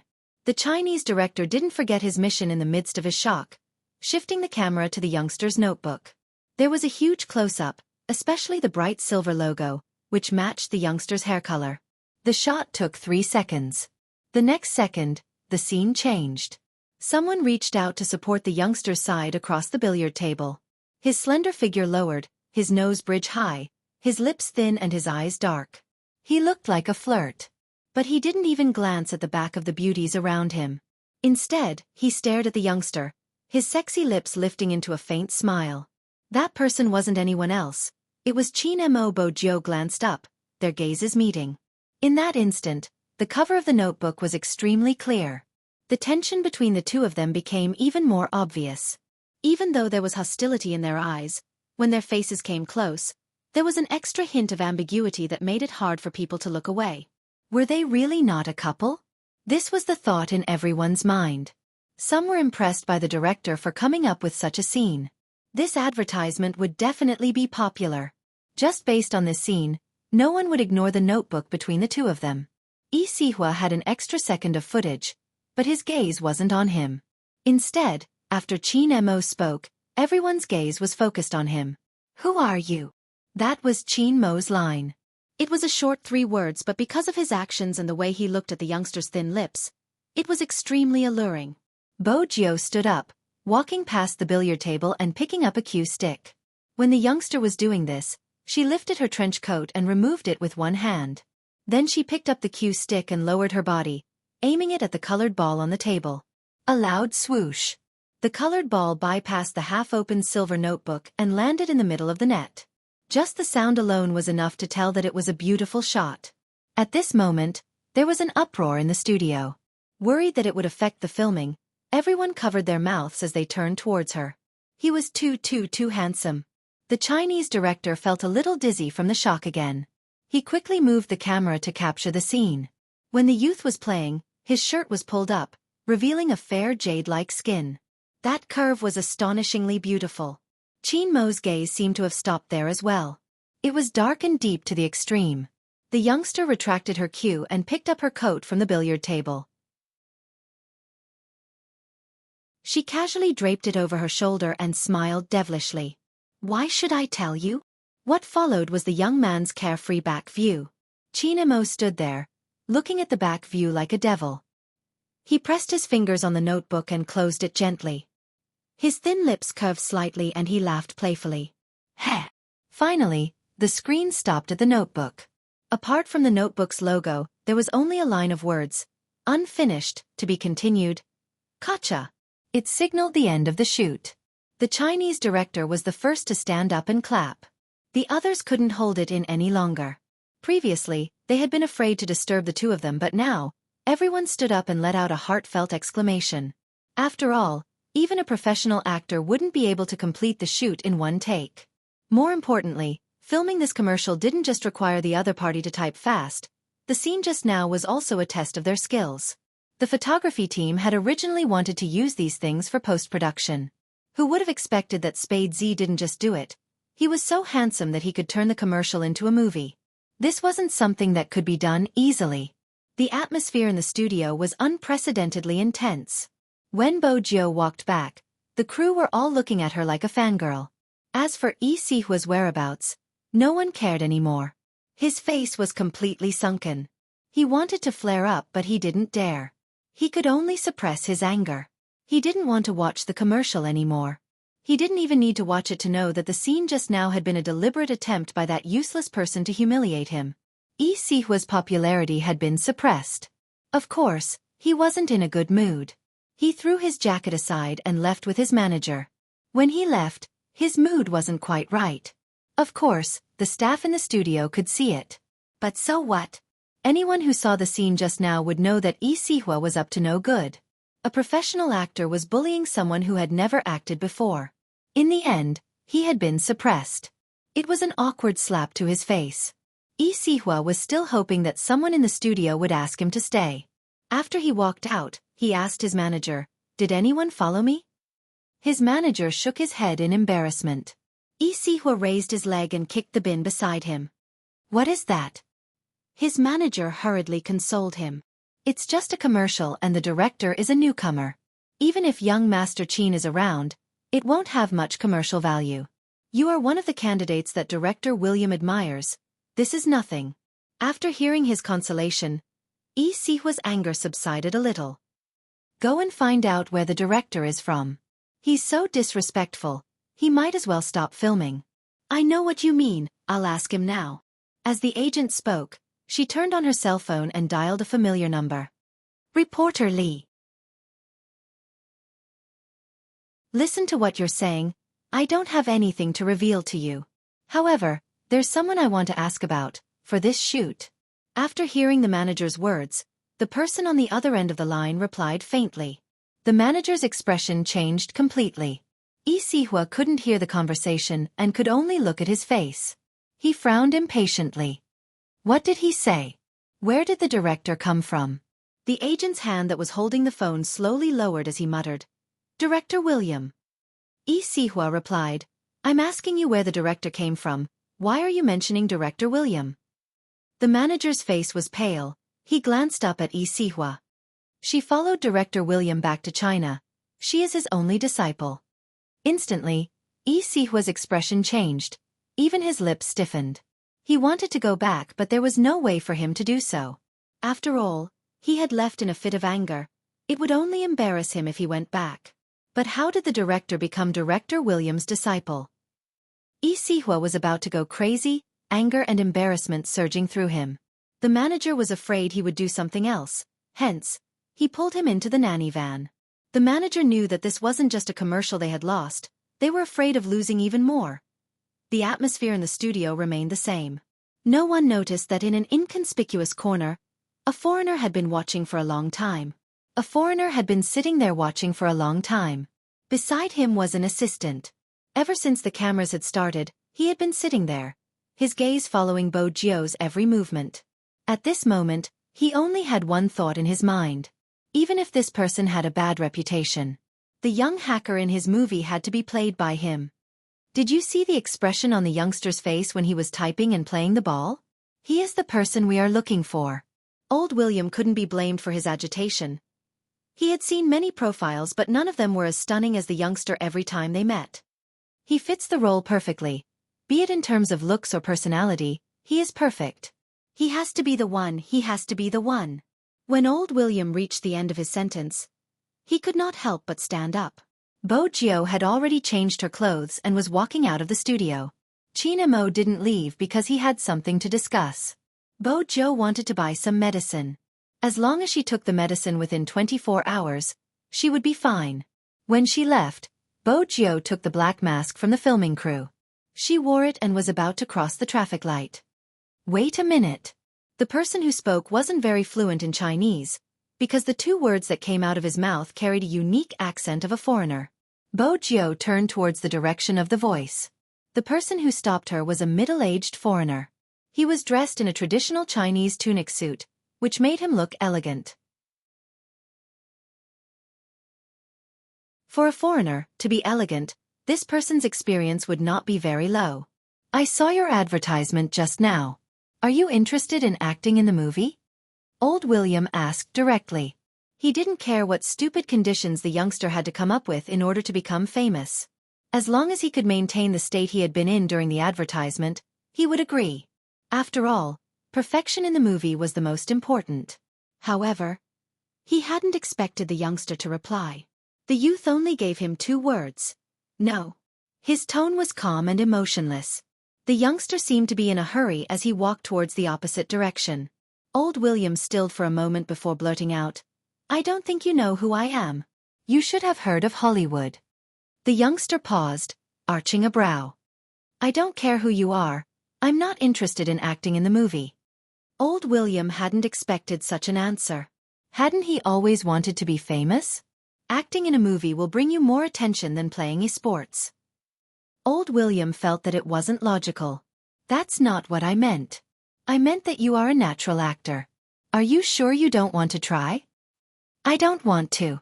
Bo Jio wanted to buy some medicine. Once the Almighty was done, she might not have the chance to buy it. Old William stilled once more. This was the first time he wanted someone to act in his movie, but she wasn't interested at all. But you acted well just now. Why don't you want to act? Bo Jio watched as the foreigner followed her. She didn't care anymore and crossed the traffic light. No reason.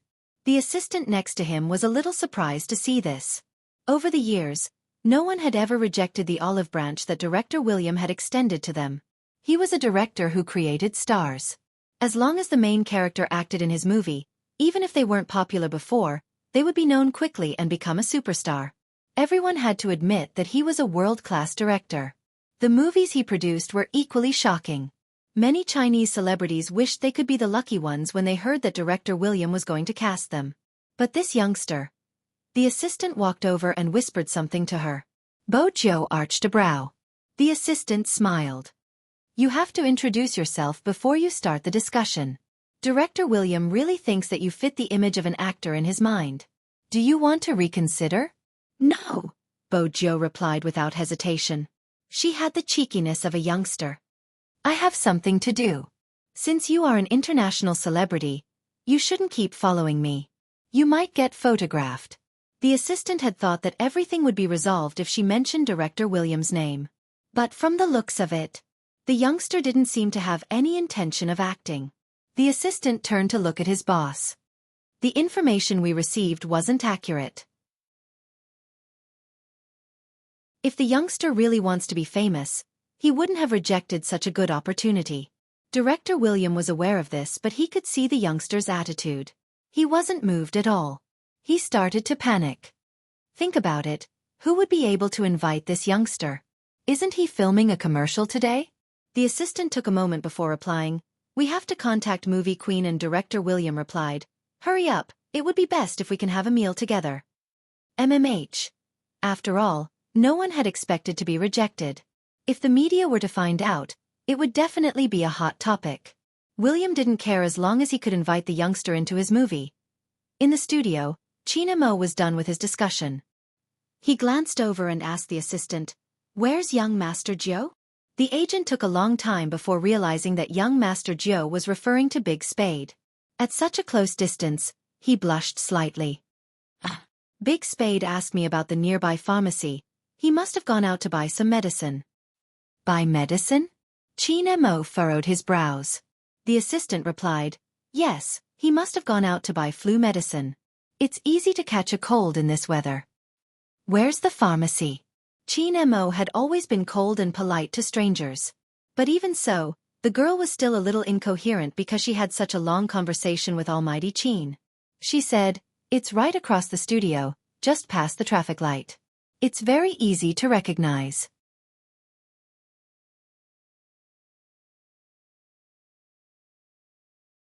Chapter 957.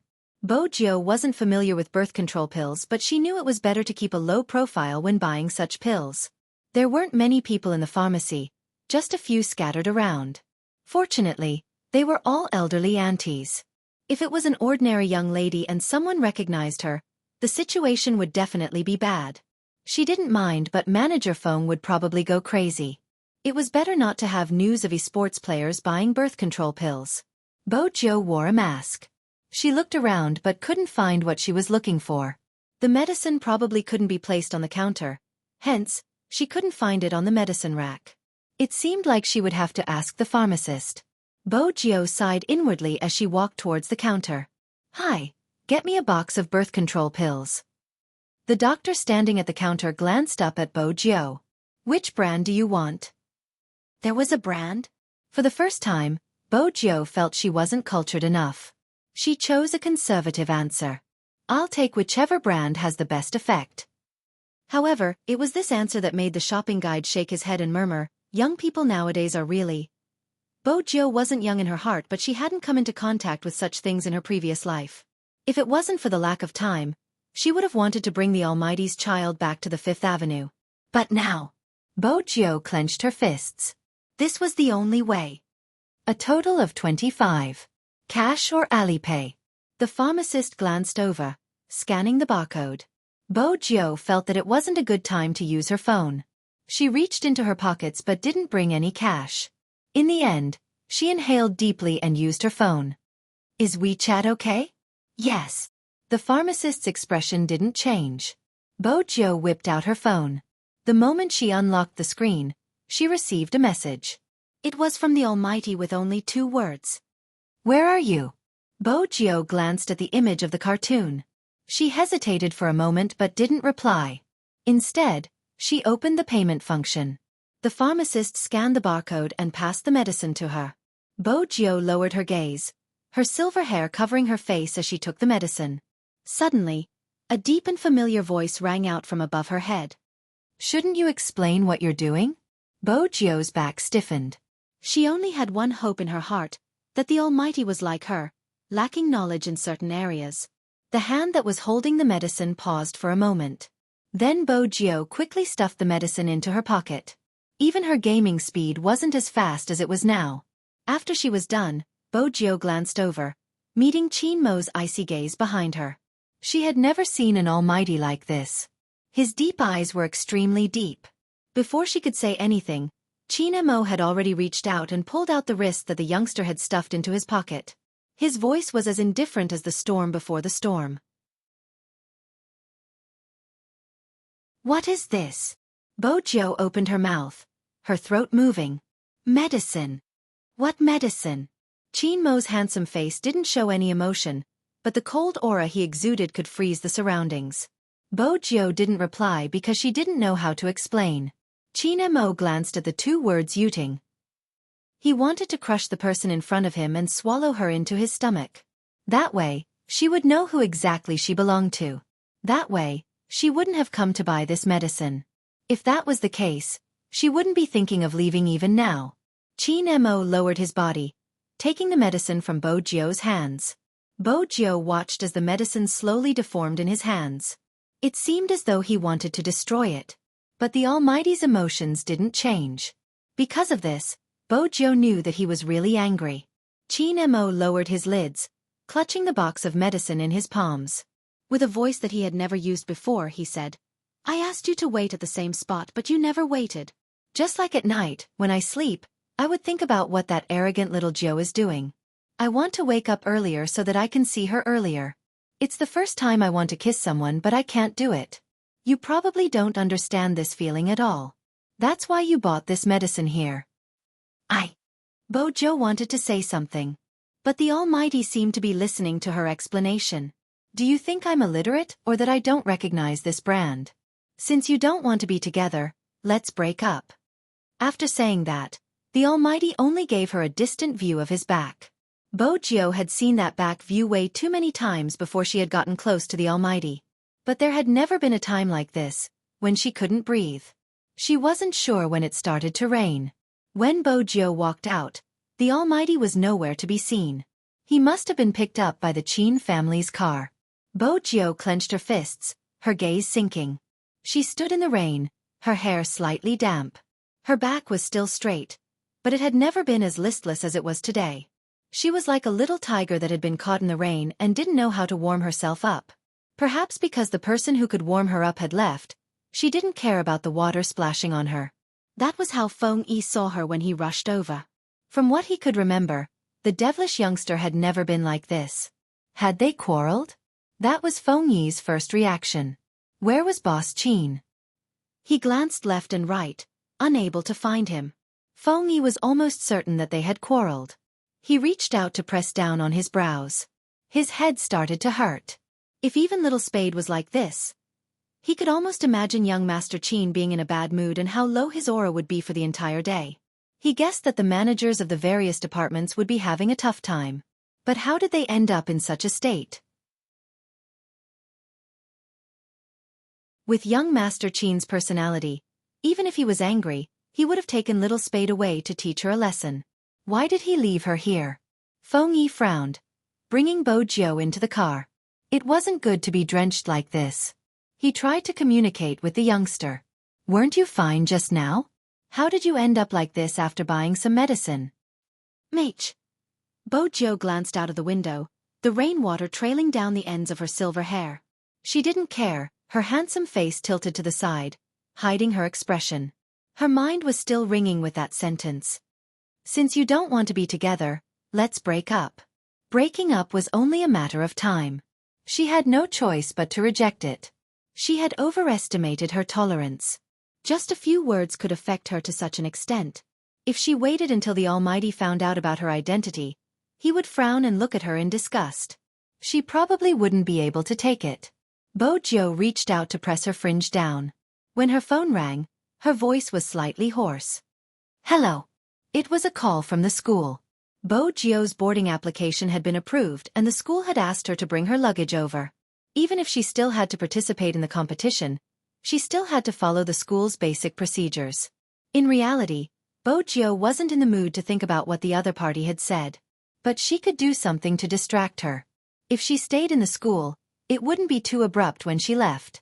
Bo Jiu had been stalling for time. She understood all too well that no one would feel good when someone suddenly disappeared. But if everyone knew that the person beside them was an international criminal, He Honghua would probably be frightened. She didn't want to see that. This time, she had used her identity to return, which meant that some people were already aware of her return. Among them, there would be people who wanted her dead. If they found out about her identity, He Honghua would be in danger. Hence, she had to leave. Just like back then, even if she didn't want to leave her puppy without saying goodbye, she still had to leave. Bo Jiu still remembered that night. After she had climbed onto the balcony, she had used a lot of strength to enter his room. In order to prevent her from attacking him at night, he had always placed some flowers and plants on the balcony. At that time, she hadn't cared about those things. After sneaking into the room, she had looked at him sleeping on the bed and leaned over to kiss his face. She thought that she might as well carry him away. She was strong anyway. But Bo Jiu knew that her puppy wouldn't leave with her. He had his own things to do and his own family. It would be boring to watch her typing every day. And he would meet with danger. Just as her father had said, it wasn't suitable for the young lord of the hacker world to have friends around her. It was still raining outside. Droplets of rain fell on the car window. The Land Rover was very good at preventing rain, especially for military use. It was almost impossible to hear the sound of rain outside. But even so, the driver sitting in the driver's seat didn't dare to say anything at this time. Ever since his young master had entered the car, he had been sitting at the back without saying a word. Rainy days had always been his young master's taboo. Usually, his young master wouldn't go out at this time. This time, it was probably because young Master Jiu was following him. Even though the weather wasn't good, his young master didn't seem to be uncomfortable. But now, where was young Master Jiu? The driver didn't dare to ask this question because his young master's expression was unprecedentedly cold. Chinamo didn't feel anything. From the start till the end, his left hand hadn't loosened. There was a box of medicine in his left hand. The box of medicine had been squeezed to a certain extent. Chin Mo's fingers were still the same as before, not softening in the slightest. If it wasn't for this box of medicine, perhaps he could have told himself. He was different in that fellow's heart. Even though that fellow had many secrets. In front of him, she would treat him sincerely and wouldn't reject being with him. But now that he thought about it, he was the one who said they wanted to be together. It could be said that he had forced her. In her heart, perhaps he wasn't that different. But he was wrong to think that she treated him the same way he treated her. That feeling was as though he had taken a step forward confidently but didn't notice the steps in front of him. He missed his step and fell down with his head bleeding.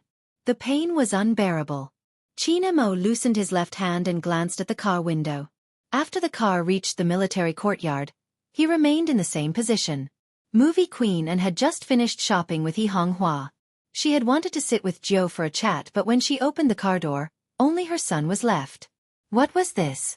Movie Queen arched a brow and looked at her son's face. Chinamo alighted from the car, not caring if there were any raindrops on him. He said faintly, "I'm tired, I'll head upstairs first." The intelligent Movie Queen quickly realized that there was a problem. She wanted to head upstairs to ask him but felt that as a parent, she shouldn't interfere with her child's relationship. After entering the room, Chinamo acted as though nothing had happened. He unbuttoned his shirt and threw his clothes to the side before entering the bathroom. He allowed the water to splash on his head, as though he was trying to clear his head. Indeed, he was much more clear-headed. At the very least, he knew that person's true thoughts. In hindsight, what was so good about that person? She had never been willing to listen to him, much less take him seriously. When had he, Chinamo, been so lowly? Chinamo chuckled. But the smile didn't reach his eyes.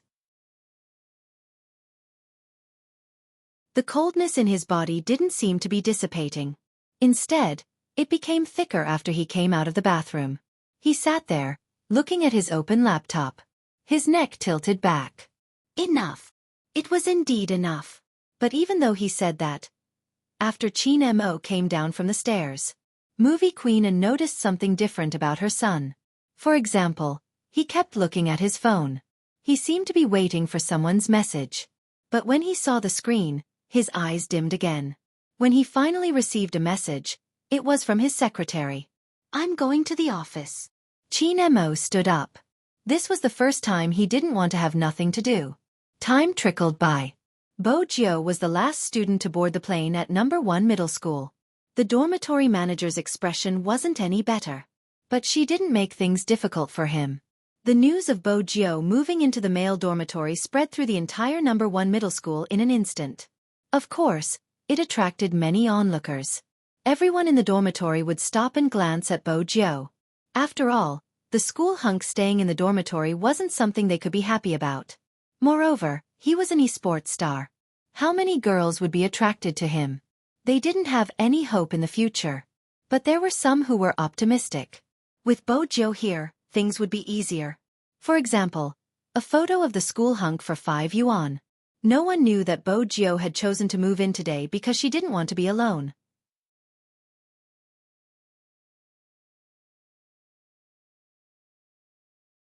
Chapter 958. The environment in the male dormitory could be described with 3 words: dirty, messy, and bad. Bo Jio carried her suitcase in. The person who was cooking instant noodles stilled. He hurriedly pulled out the plug and glanced to the side. It couldn't be. The school hunk was staying in our dormitory? There were 6 people in the dormitory, including Bo Jio. One of the other 5 was a thorny student from number 1 middle school. The thorny student laughed coldly. He still didn't like Bo Jio. He glanced to his left and right, intending to walk over in an imposing manner. But Bo Jio threw her suitcase up, stuffing one hand into her pocket. She was wearing her school uniform, her jacket half open. She stood sideways, looking as fierce as ever since she entered the school. Even her eyes were cold. "I'm not in a good mood today. Don't provoke me." The thorny student was even more displeased. Didn't she know there were rules in the dormitory? How dare she be so arrogant in his territory? What did she mean? "I say, do you still want to live?" Before the thorny student could finish his sentence, he reached out to grab the youngster's wrist. But the youngster twisted it cleanly. There was a loud bang. The thorny student was slightly dizzy from the fall. He glanced at the chandelier in the dormitory and shook his head. F***ck. Why hadn't anyone told him that the top student was so good at fighting? Bo Jio lowered her lids. "First, I'm not in a good mood. Second, the one who provoked first is AB***TCH. My patience is limited." The thorny student was really hurt. The one who cooked the noodles had always admired Bo Jio. Now that she was in such a state, he sighed. He hadn't expected the expert in the game to be so good in real life. The thorny student was convinced. He changed his attitude, and after he got up, he cleared a spot for Bo Jio, pouring her tea and water. Bo Jio sat on the only wooden chair in the dormitory. Her head hurt. She had never thought of being so domineering. But it seemed like she couldn't change her image anymore. "Boss, don't worry. No one would dare to provoke us in this building." The thorny student fanned her while gossiping. "But boss, why did you suddenly decide to stay in school? Shouldn't good students like you study at home?" Bo Jio glanced at him. "Based on what you're saying, those who stay on campus aren't good students? I want to experience life." Experience life? That thornhead let out a long sigh. He didn't really understand the world of a top student. When she spoke, she didn't forget to take in the surroundings. "I have a condition." Conditional exchange? The other 5 looked at each other. "Although I don't do homework, I can still solve some questions. I can help you solve your homework. Similarly, don't let these things appear in the dormitory." Bo Jio pointed at the dirty socks that were strewn all over the place.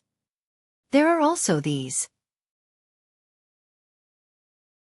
Besides, we are all hunks and should know the most basic etiquette. It's fine to take off your shirt since the weather is hot, but walking around in just your underwear is an eyesore. If you have a good figure, it might be worth looking at. If you don't, are you showing your bottom line?"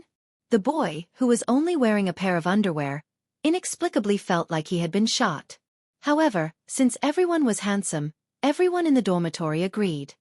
Most importantly, there might be girls coming to visit in the future. Bo Jio stood at the window, glancing down at the girls who were pacing back and forth. She didn't doubt their offensive abilities. "Some of them will take pictures. You guys probably don't want to be caught in the most embarrassing scene. It isn't good to find a girlfriend like this." The moment Bo Jio finished her sentence, the boy in his underwear leaped into his bed. The boys who didn't care about their appearance changed their clothes and looked at themselves in the mirror. As the roommates of the school hunk, their looks had to be up to par. In the past, no girls had come to visit them. In the future, they would definitely be asked out by girls. From now on, they would have to take care of themselves. At first, the atmosphere was still all right.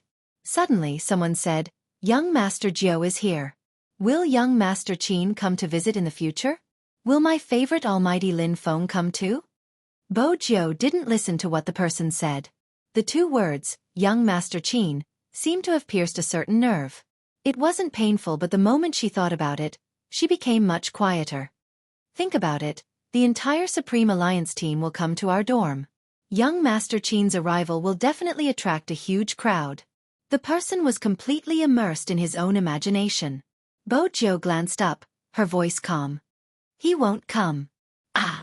The people in the dorm were confused. Why did young Master Jiao look like he had fallen out of love? No, they couldn't make wild guesses. In the past, they had thought that young Master Jiao was definitely gay like the rumors said. But now, which gay was that strong?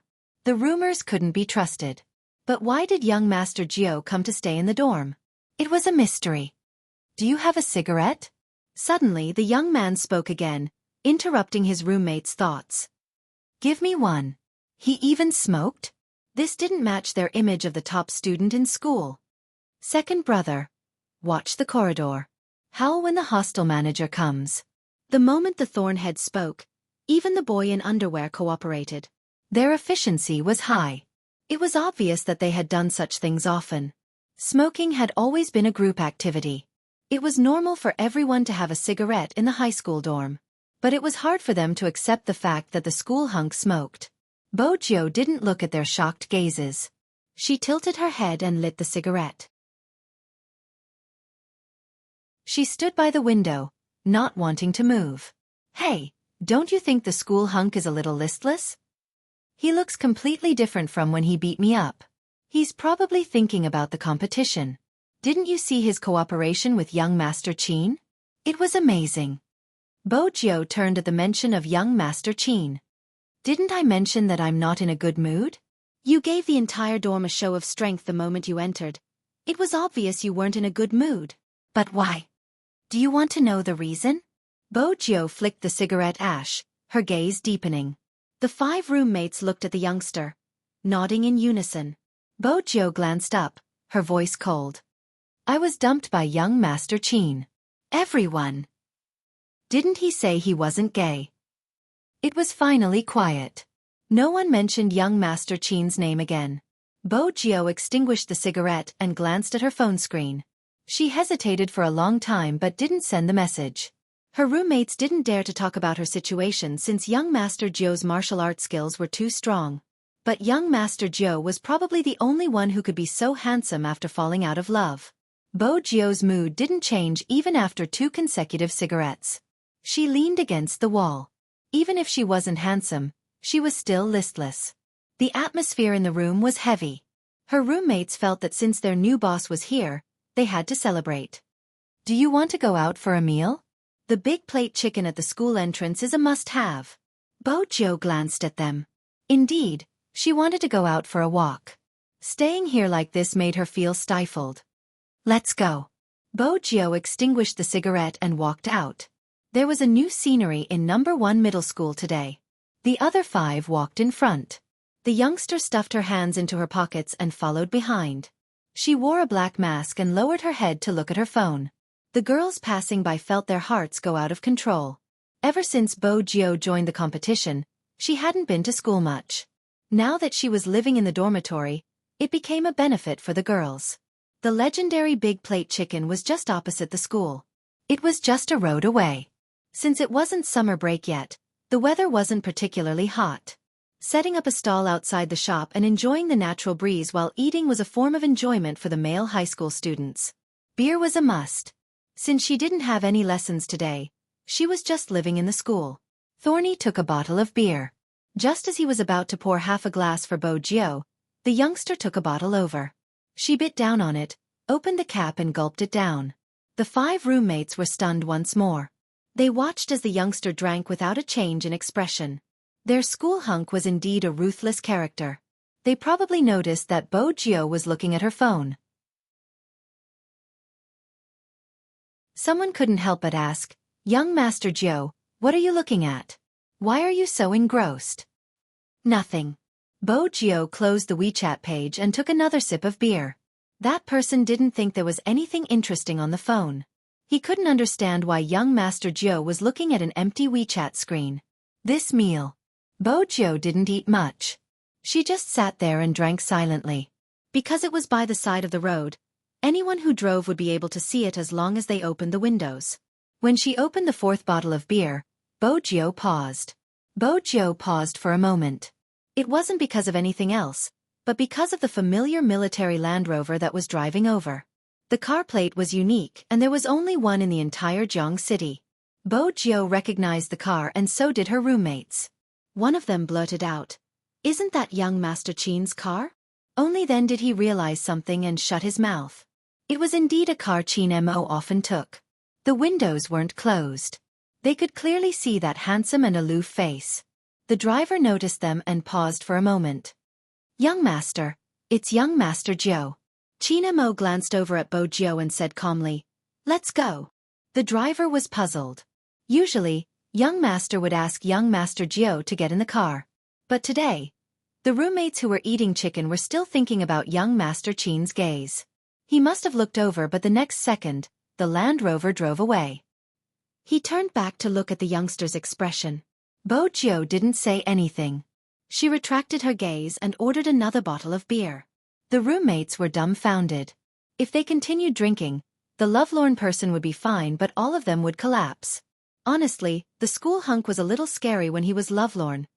On the other side, the Land Rover was still driving forward. It wasn't going fast. Firstly, the driver was still in shock. Secondly, his young master's gaze was on the rear-view mirror. He didn't urge him to drive faster. Instead, he seemed to be waiting for someone. Qin Mo was indeed waiting for someone. He glanced at the rear-view mirror, hoping to see the youngster chasing after him. But he didn't. He had glanced at his phone countless times today. He had told himself that as long as that person sent him a message, regardless of what was important to her, he would try not to be too domineering. Once again, reality hit him. That person didn't care about him at all. Feelings were similar to multiplication. As long as one side was 0, the result would be 0. Qin Mo tilted his head. His gaze lowered. The driver wasn't sure what his young master was thinking. He kept staring at the rearview mirror until they left the road. Then his gaze changed. However, it became even more lifeless. It was as though he had returned to the time when he had known young Master Jio. He wasn't interested in anything. His emotions were indifferent. His gaze was indifferent too. This kind of young master was really worrying. The scenery outside the car window retreated. Time trickled by. Bo Jio didn't continue drinking. She took out her wallet to settle the bill. She glanced at her roommate who was still vomiting in the corner. She stood there and lit another cigarette. She had never smoked so much before.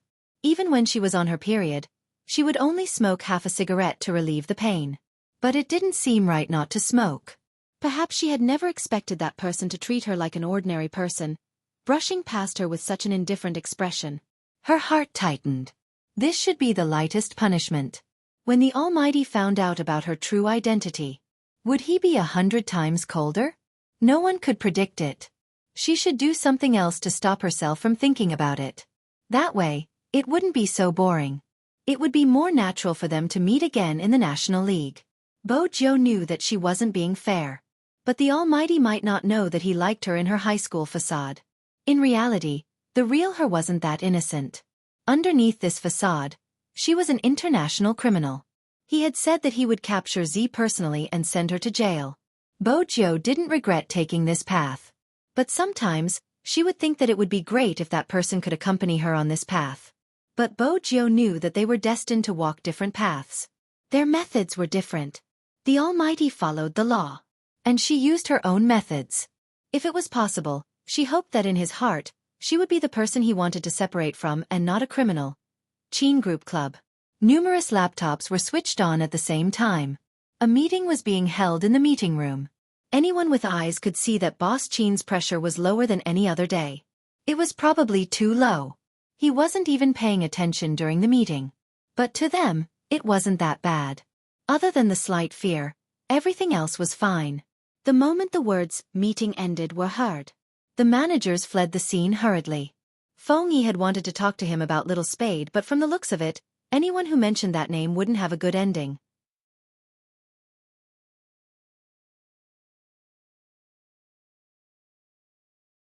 Chapter 959.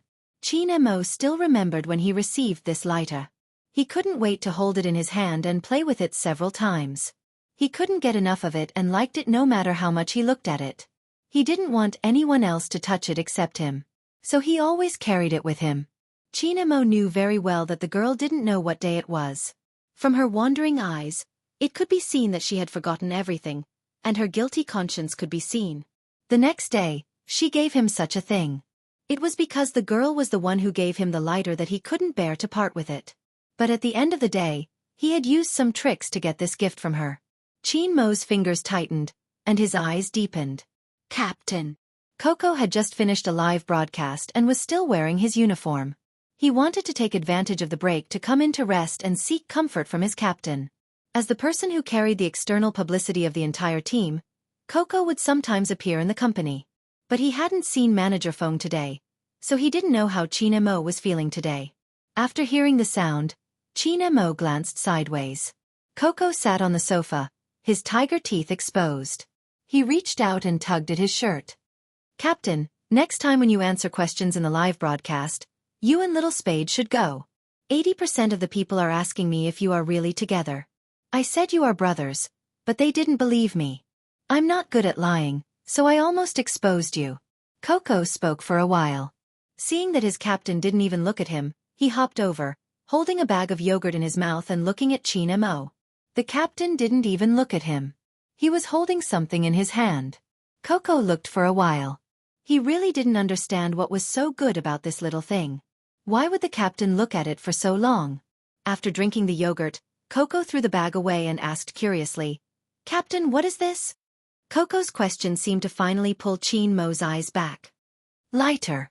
Qin Mo's voice was very calm, as if the thing in his hand was nothing special. Coco widened his eyes. This is a lighter? This shape?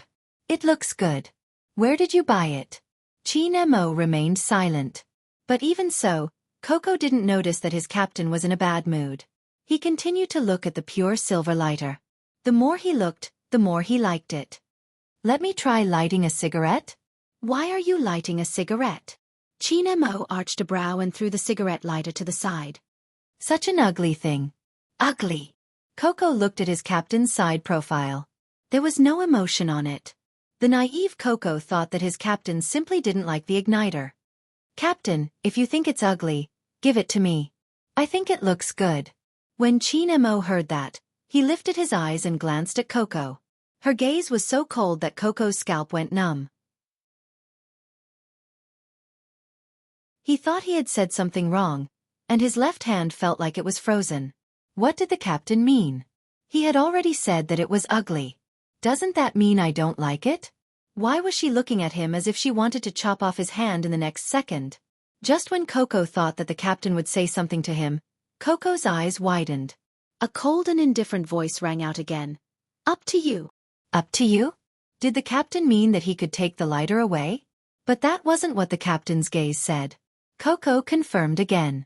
Can I really take it away? Didn't I say up to you? Qin Mo sat on the sheepskin office chair. His slender and fair fingers flipped open the contract beside him. He had a handsome face, but there wasn't a trace of warmth in his voice. Instead, it was cold for no reason. Coco saw that his captain's expression was really unfriendly. He could only shut his mouth and tentatively reached out to touch the electronic lighter. Seeing that there wasn't any reaction, he gathered his courage and put it in his pocket. He turned to leave. Qin Mo, who was sitting on the office chair, paused for a moment. When he came back to his senses, the words came out of his mouth. Put it back. Coco turned back to look at his captain. His gaze was a little shocked. After all, his captain had never gone back on his words. After Qin Mo met Coco's gaze, his voice became faint. You can choose another one. Didn't you always like the mouse I used before? When Coco heard this, his focus immediately shifted. He put the lighter on the table and said excitedly, Captain means that I can take that mouse. Qin Mo said, holding the lighter in his hand again. Of course, Coco saw this scene. He was very puzzled. What did the captain think of this lighter? If he said it wasn't important, why did he treasure it so much? One had to know that the captain's mouse was a limited edition. Whether it was the feel or the appearance, it was first class. In the past, he wouldn't even let him touch it. Now, in order to keep the lighter, he directly abandoned the mouse. If he said it was important, just now, the captain seemed to want to throw it away. What was going on? Before Coco could figure it out, he was picked up by Feng Yi, who came to arrange work. Along the way, Coco told everything he saw to their manager. He wanted Feng Yi to help him analyze what was going on. After listening, Manager Feng frowned even more. It seemed that he still had to have a good talk with those two people. In the CEO's office, without Coco, everything seemed unusually quiet. Qin Mo glanced at the lighter in his palm and slid open the phone screen. There was still no message in the WeChat dialog box. When Feng Yi pushed the door and walked in, this was the scene he saw. Since you want to contact him, why don't you call Little Spade directly? Hearing this, Qin Mo looked up at him. Even his voice was cold. Is the company very free today? How could it be very busy? As a manager, Feng Yi still dared to say some things. If you continue like this, how are you going to play in the competition? Besides, Little Spade usually listens to you. Is there a misunderstanding? Qin Mo didn't say anything. Feng Yi continued, in a relationship, there are some things that have to be said clearly. It's useless for you to sit here like this. Qin Mo sat back and pulled off his tie, full of abstinence. The door is behind you. That meant that he could go. Feng Yi shut his mouth but felt that it was necessary to clarify. What exactly are you angry about? This was a question without an answer.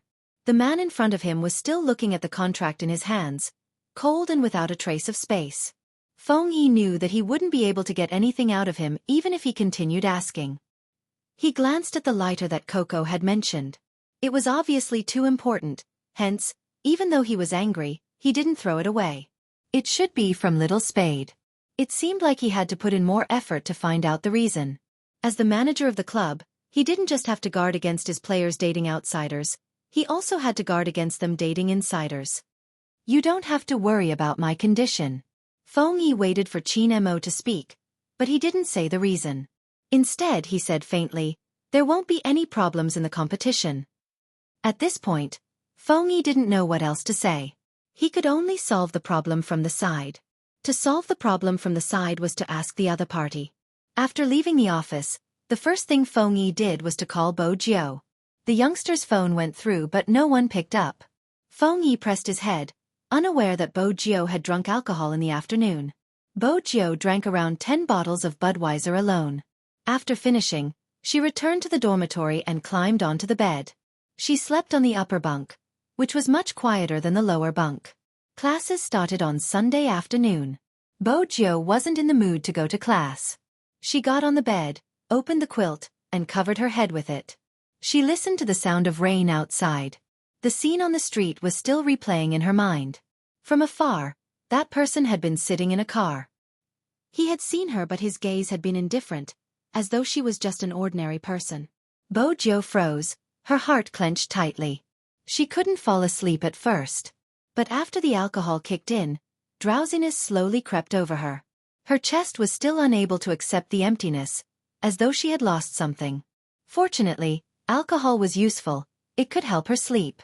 Hence, the sleeping Bo Jiu didn't hear her phone vibrating. Her roommates didn't dare to disturb her, but when the phone kept ringing, they guessed that something had happened. Thorny's roommates first looked at the caller ID. The name, Fox Fong, was especially eye-catching. But since it was the school hunk's phone, they didn't dare to touch it. They could only wait for the ringing to subside. The sleeping Bo Jiu was dreaming. Her dreams were filled with scenes from her childhood. When she woke up, There was no one in the dormitory. Everyone had probably gone to class. Bo Jiu lay on the bed, staring at the ceiling in a daze. During this period of time, Bo Jiu had been with Qin Mo ever since that day. The sight of no one in the room when she opened her eyes had become rare. Because every time she woke up, there would be someone by her side. But now, it was obvious that she wouldn't be able to enjoy such treatment anymore. Bo Jiu tilted her head. She was listless. Her movements weren't as agile as before.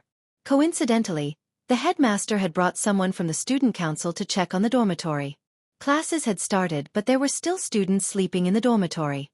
Coincidentally, the school director came to inspect the dormitory with people from the student union.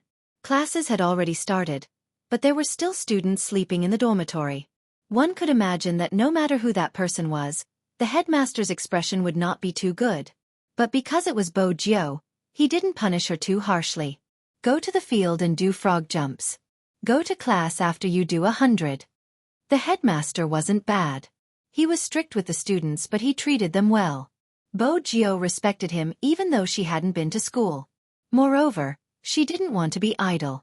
When she reached the field, she squatted down, placed her hands behind her back and started to jump. Bo Jiu's jump attracted the attention of many students. Look, isn't that the top student? Frog jumps on the first day of school? My Highness Jiu is so unlucky to be caught by the devil. But what should we do with Highness Jiu's cute and handsome jumping? Some of the students from the normal classes started to discuss openly. The teacher standing on the podium knocked heavily on the blackboard. Pull your attention back. It seemed like she would have to discuss with the headmaster. Even if she wanted to punish someone, she couldn't do it on the field. It was too eye-catching. It was indeed eye-catching. With Bo Jiu's silver hair and face, it was rare to see her jumping with her hands behind her back. It was no wonder people wanted to see it. But as the saying went, enemies were bound to meet on a narrow road. Number 1 middle school and number 2 middle school were close to each other. Even though the useless number 2 middle school's field wasn't as big as number 1 middle school's field. However, the two fields were also next to each other, separated by a net. It was common for middle year 2 youngsters to be punished. However, the moment he stepped out, he saw Bo Jiu bouncing on the number 1 middle school field. Instantly, he became excited. He didn't even care about the teacher who was hitting him with a book. He ran over and asked Bo Jiu, "Hey, what were you punished for?" Bo Jiu didn't reply.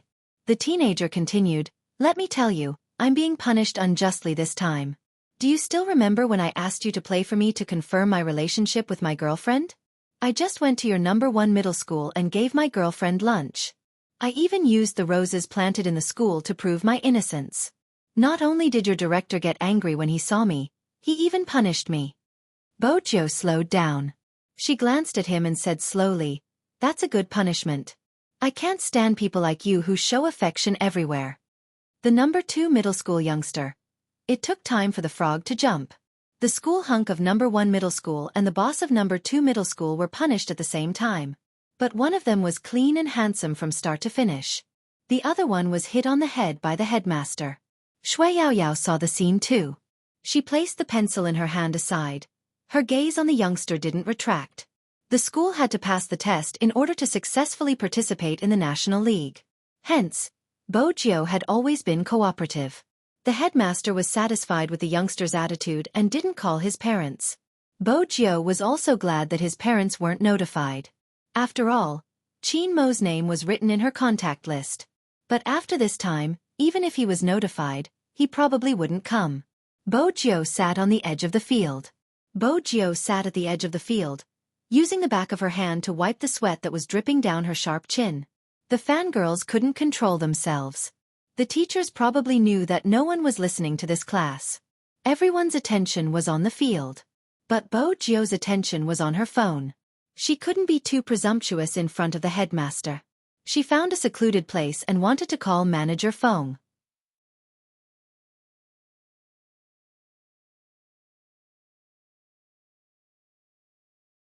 Chapter 960. The Japanese? The team that Hoshino was in? All right, I'll be there in a while. Bo Jiu stood up. She had just done her frog jumps and her legs weren't as nimble. She knocked on the phone but didn't reply immediately. Brother Mo, are you there? Feng Yi glanced over at Qin Mo, who was putting on his uniform. He lowered his voice. MH, I'm here. Bo Jiu paused, listening to the faint voice from the other end of the phone. Who are you talking to? He didn't know why he felt guilty, so he directly hung up the phone. Feng Yi listened to the busy tone, meeting Qin Mo's gaze. His gaze was calm, carrying an indescribable depth.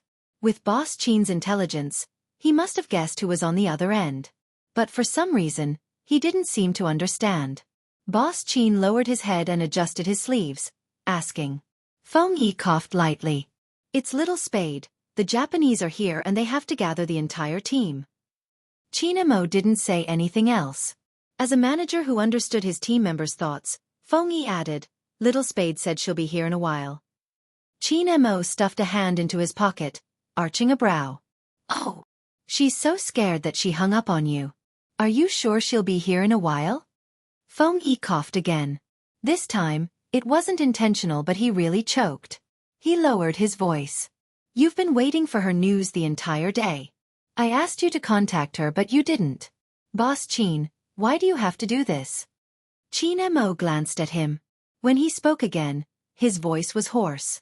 I just wanted to know my position in her heart. Now it's clear. Feng Yi opened his mouth. The words were at the tip of his tongue but he couldn't say them. He had never seen Qin Mo in such a state. Even though he was still standing, when he glanced out of the window, there was a sense of desolation. Feng Yi understood that whoever started the trouble had to end it. He still had to wait for Little Spade. Let's go. Qin Mo picked up the cigarette lighter on his desk. The collar of his pure black uniform was flipped up, revealing his chiseled and cold handsome face. Feng Yi heaved a long sigh and rubbed his head. On the other side, it wasn't convenient for Bo Jiu to apply for leave the moment she finished her frog jumps. Fortunately, Yao Yao was there to testify for her. It was something that happened in the club. Otherwise, with the suspicious gaze of the headmaster, Bo Jiu would really have to climb over the wall if she wanted to come out. The two of them took a taxi. They didn't have time to change into their combat uniforms, so they put on their school uniforms. It wasn't far from the school to the club. Bo Jiu glanced down at her phone. She knew the problem wasn't with the medicine. In fact, the Almighty had restrained himself every time he wanted her because he was afraid of hurting her. She knew very well what the problem was. However, there were some things that could not be said. Moreover, she was about to leave. Bo Jiu swiped the screen before sliding it back. Shui Yao Yao obviously noticed that the person sitting next to her wasn't in the right state of mind. She called out softly, Your Highness Jiu. Bo Jiu glanced over. What is it? Is something the matter? Shui Yao Yao asked directly. Bo Jiu paused for a moment before smiling. Nothing much. I made a mistake and am reflecting on it. Face the wall in front of my phone and reflect? Shui Yao Yao didn't understand. Bo Jiu glanced at the WeChat page again, thinking about how the person she was going to meet would treat her like a stranger. Her eyes dimmed and her silver hair drooped down. Shui Yao Yao paused. She didn't look like she was fine. But that was probably how Bo Jiu was. When there was no one around, no matter how lazy and dispirited she was, it wouldn't affect her devilish nature. Hence, when she reached the club, she saw a baby-faced person pointing at her. That's the guy I'm going to PK with. Bo Jiu swept him a glance, her voice nonchalant. Who are you? The baby-faced person's eyes widened. How can you not know who I am? Are you very handsome? Why should I know you? Bo Jiu walked forward, her gaze sweeping over the baby-faced person's combat uniform. She arched a brow. The baby-faced person noticed her gaze, straightening his body. You should know now. I just defeated one of your members. How is it? Do you want to PK with me? Bo Jiu paused, a hint of a smile on her face. I'm the first official member of our team to arrive. Is there anything to be proud of when the Japanese's first member defeated our reserve team? Bo Jiu seemed to be more lethal when she wasn't in a good mood. Even her words were sharper than usual. Shui Yao Yao thought, Her Highness Jiu must have spent a lot of time with the Almighty. Her venomous tongue must have picked up at least 80% of her skills. The baby-faced person's face flushed red. Unfortunately, he had only fought with reserve team members. He hadn't fought with an official member of Supreme Alliance. With Bo Jiu's words, He felt a suffocation in his chest, unable to take it down. At this moment, a chuckle came from the sky. Isn't that easy? Let's find an official member to PK and see Supreme Alliance's strength. It was Watanabe. As he spoke, he glanced at Yu Cixin. Captain, am I right? Yu Cixin still had his long hair, but there wasn't a hint of femininity. When he glanced at Bo Jiu, his gaze deepened. He yawned lazily. Watanabe, how many times do you want me to repeat myself? Supreme Alliance is the club's decision. It's just an exchange, not a competition. Watanabe wanted to continue, but Bo Jiu saw his gaze deepen. Bo Jiu watched as the pretty boy's gaze deepened. With a lazy tone he said, "In China, only the national champion has the right to compete with us." With that, Bo Jiu glanced at the person. Mei Nan smiled at her and walked over. As he brushed past her he said, "I'm curious. What's your relationship with Hoshino? Why does he pay so much attention to you?" Bo Jiu glanced up, her lips lifting. Yu Cixin waited for the youngster to speak. Just then, a familiar voice came from behind. "You can ask me if you want to know. Captain, when did you start being so nosy?" Yu Cixin turned towards the person who spoke. He was wearing the same uniform as him, his brows clear but his gaze was filled with warning. Yu Cixin chuckled. "All right, tell me, what do you see in him?" "I admire his gaming skills." Hoshino glanced at Yu Cixin. "I've said that before." Yu Cixin knew that Hoshino was starting to get unhappy. He didn't want to test his limits, so he stuffed his hands into his pockets. "It's just a joke. Why are you so serious?" Mr. Yu Cixin might have gone overboard with his joke. Another voice rang out. It was faint, slightly cold, and had a unique feel to it. Bo Jiu didn't turn. She felt a warmth coming from her wrist, with a faint fragrance and a hint of tobacco. The familiar scent surrounded her along with the warmth. The next second, she saw the beautiful curve of his jaw. "My teammate doesn't know your teammate," Chinemo said, glancing down at her. He glanced down at Bo Jiu. "It's better not to make some jokes, don't you think?" Bo Jiu caught a glimpse of something else in his eyes, but before she could get a clear look, the Almighty shifted his gaze away. At the same time, he also let go of her wrist. His side profile was indeed as she had imagined, indifferent without a trace of warmth. Lin Feng, who didn't know how to read people's expressions, leaped over and said to Bo Jiu, "Little Spade, what's going on with you and Captain? Why is he treating you differently? Is he starting to feel bored and cold towards you? Don't worry, if Captain dares to abandon you, I'll stand by your side even if I have to take the risk of rebelling." Lin Feng's voice was soft. Only the two of them could hear him. Bo Jiu remained silent. Lin Feng felt that this matter had to be changed. "Look at me. I'm so responsible. After sleeping with Yun Hu, I immediately told the surrounding people to stop having any ideas about me. I'm going to have a family in the future. You have to let Captain know about this so that you can take the initiative." Bo Jiu had mentioned that she hated people who showed off their affection the most. She glanced over, her tone calm. "You're the one who takes the initiative? Your lips are already torn. Your words aren't convincing. If you don't have the strength to resist Almighty Yun's kisses, just say it, I won't laugh at you." Lin Feng was dealt a huge blow. He took out his phone and hurriedly looked at his lips. F***ck, it was really torn. Didn't Yun Hu know how to restrain himself? How was he going to brag like this? "Don't tell me you're like this in bed?" Bo Jiu's final attack successfully petrified Lin Feng. When he regained his senses, Lin Feng watched the youngster's back view, his heart stifled. Why were some people like this when they were in a bad mood? Little Bo Jiu wasn't happy. Ever since she entered, he hadn't even glanced at her. Qin Mo walked in front, his hands in his pockets clenched for a moment before relaxing again. His indifferent gaze met Hoshino's face. They stood in different positions, their gazes intersecting. Feng Yi noticed the change in the situation, speaking with a smile. "Since it's just an exchange and not a competition, let's sit down and have a chat. Our friends from the media have been looking forward to the Japanese's arrival." Yu Cixin stilled, breaking into a smile. "We won't be used to it if there are too many reporters." Feng Yi had expected him to say that, his lips lifting. Mr. UC Sheen, don't worry, the Qin Group has a media business, it's just an exchange, not a press conference like you are imagining. UC Sheen narrowed his eyes. He had originally wanted to use the exchange as an excuse to take a closer look at Supreme Alliance's strengths. He hadn't expected them to use this as an excuse. It was no wonder Supreme Alliance was the wealthiest team in the industry. Supreme Alliance's manager was indeed an unscrupulous businessman.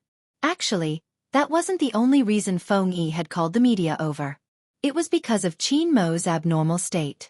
The media was there to remind Boss Qin that even if they had a conflict, it couldn't be displayed in front of other teams.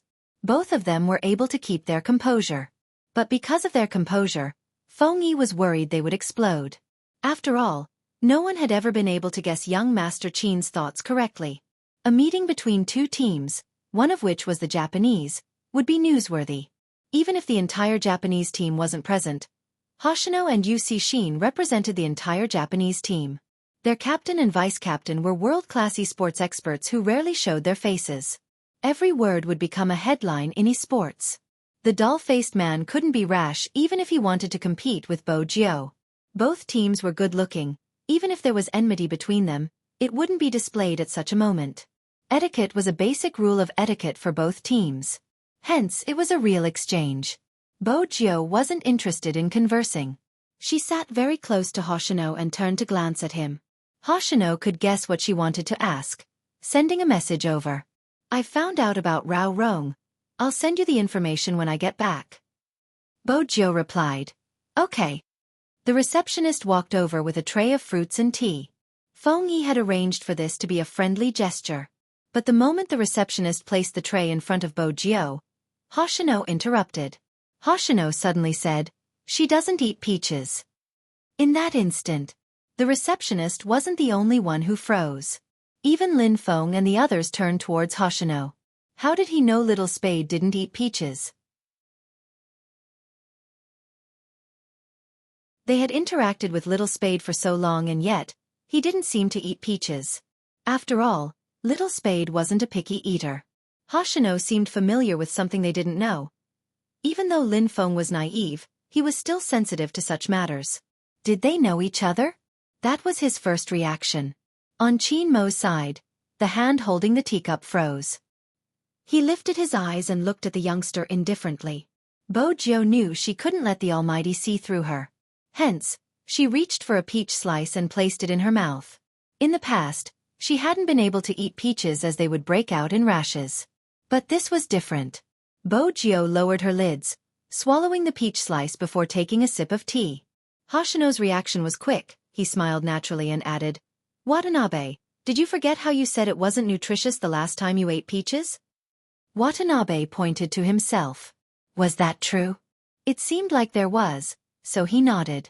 Everyone was enlightened. So he was referring to Watanabe. They had assumed Hoshino was referring to Little Spade. It was a beautiful misunderstanding. Qin Mo retracted his gaze. But he didn't release his grip. He knew it wasn't a misunderstanding. There was someone who knew him better than him. Or perhaps, you're tuning in to the Xiaofan's Wuxia Tales YouTube channel. Don't forget to subscribe and join us on this journey to catch the most captivating stories.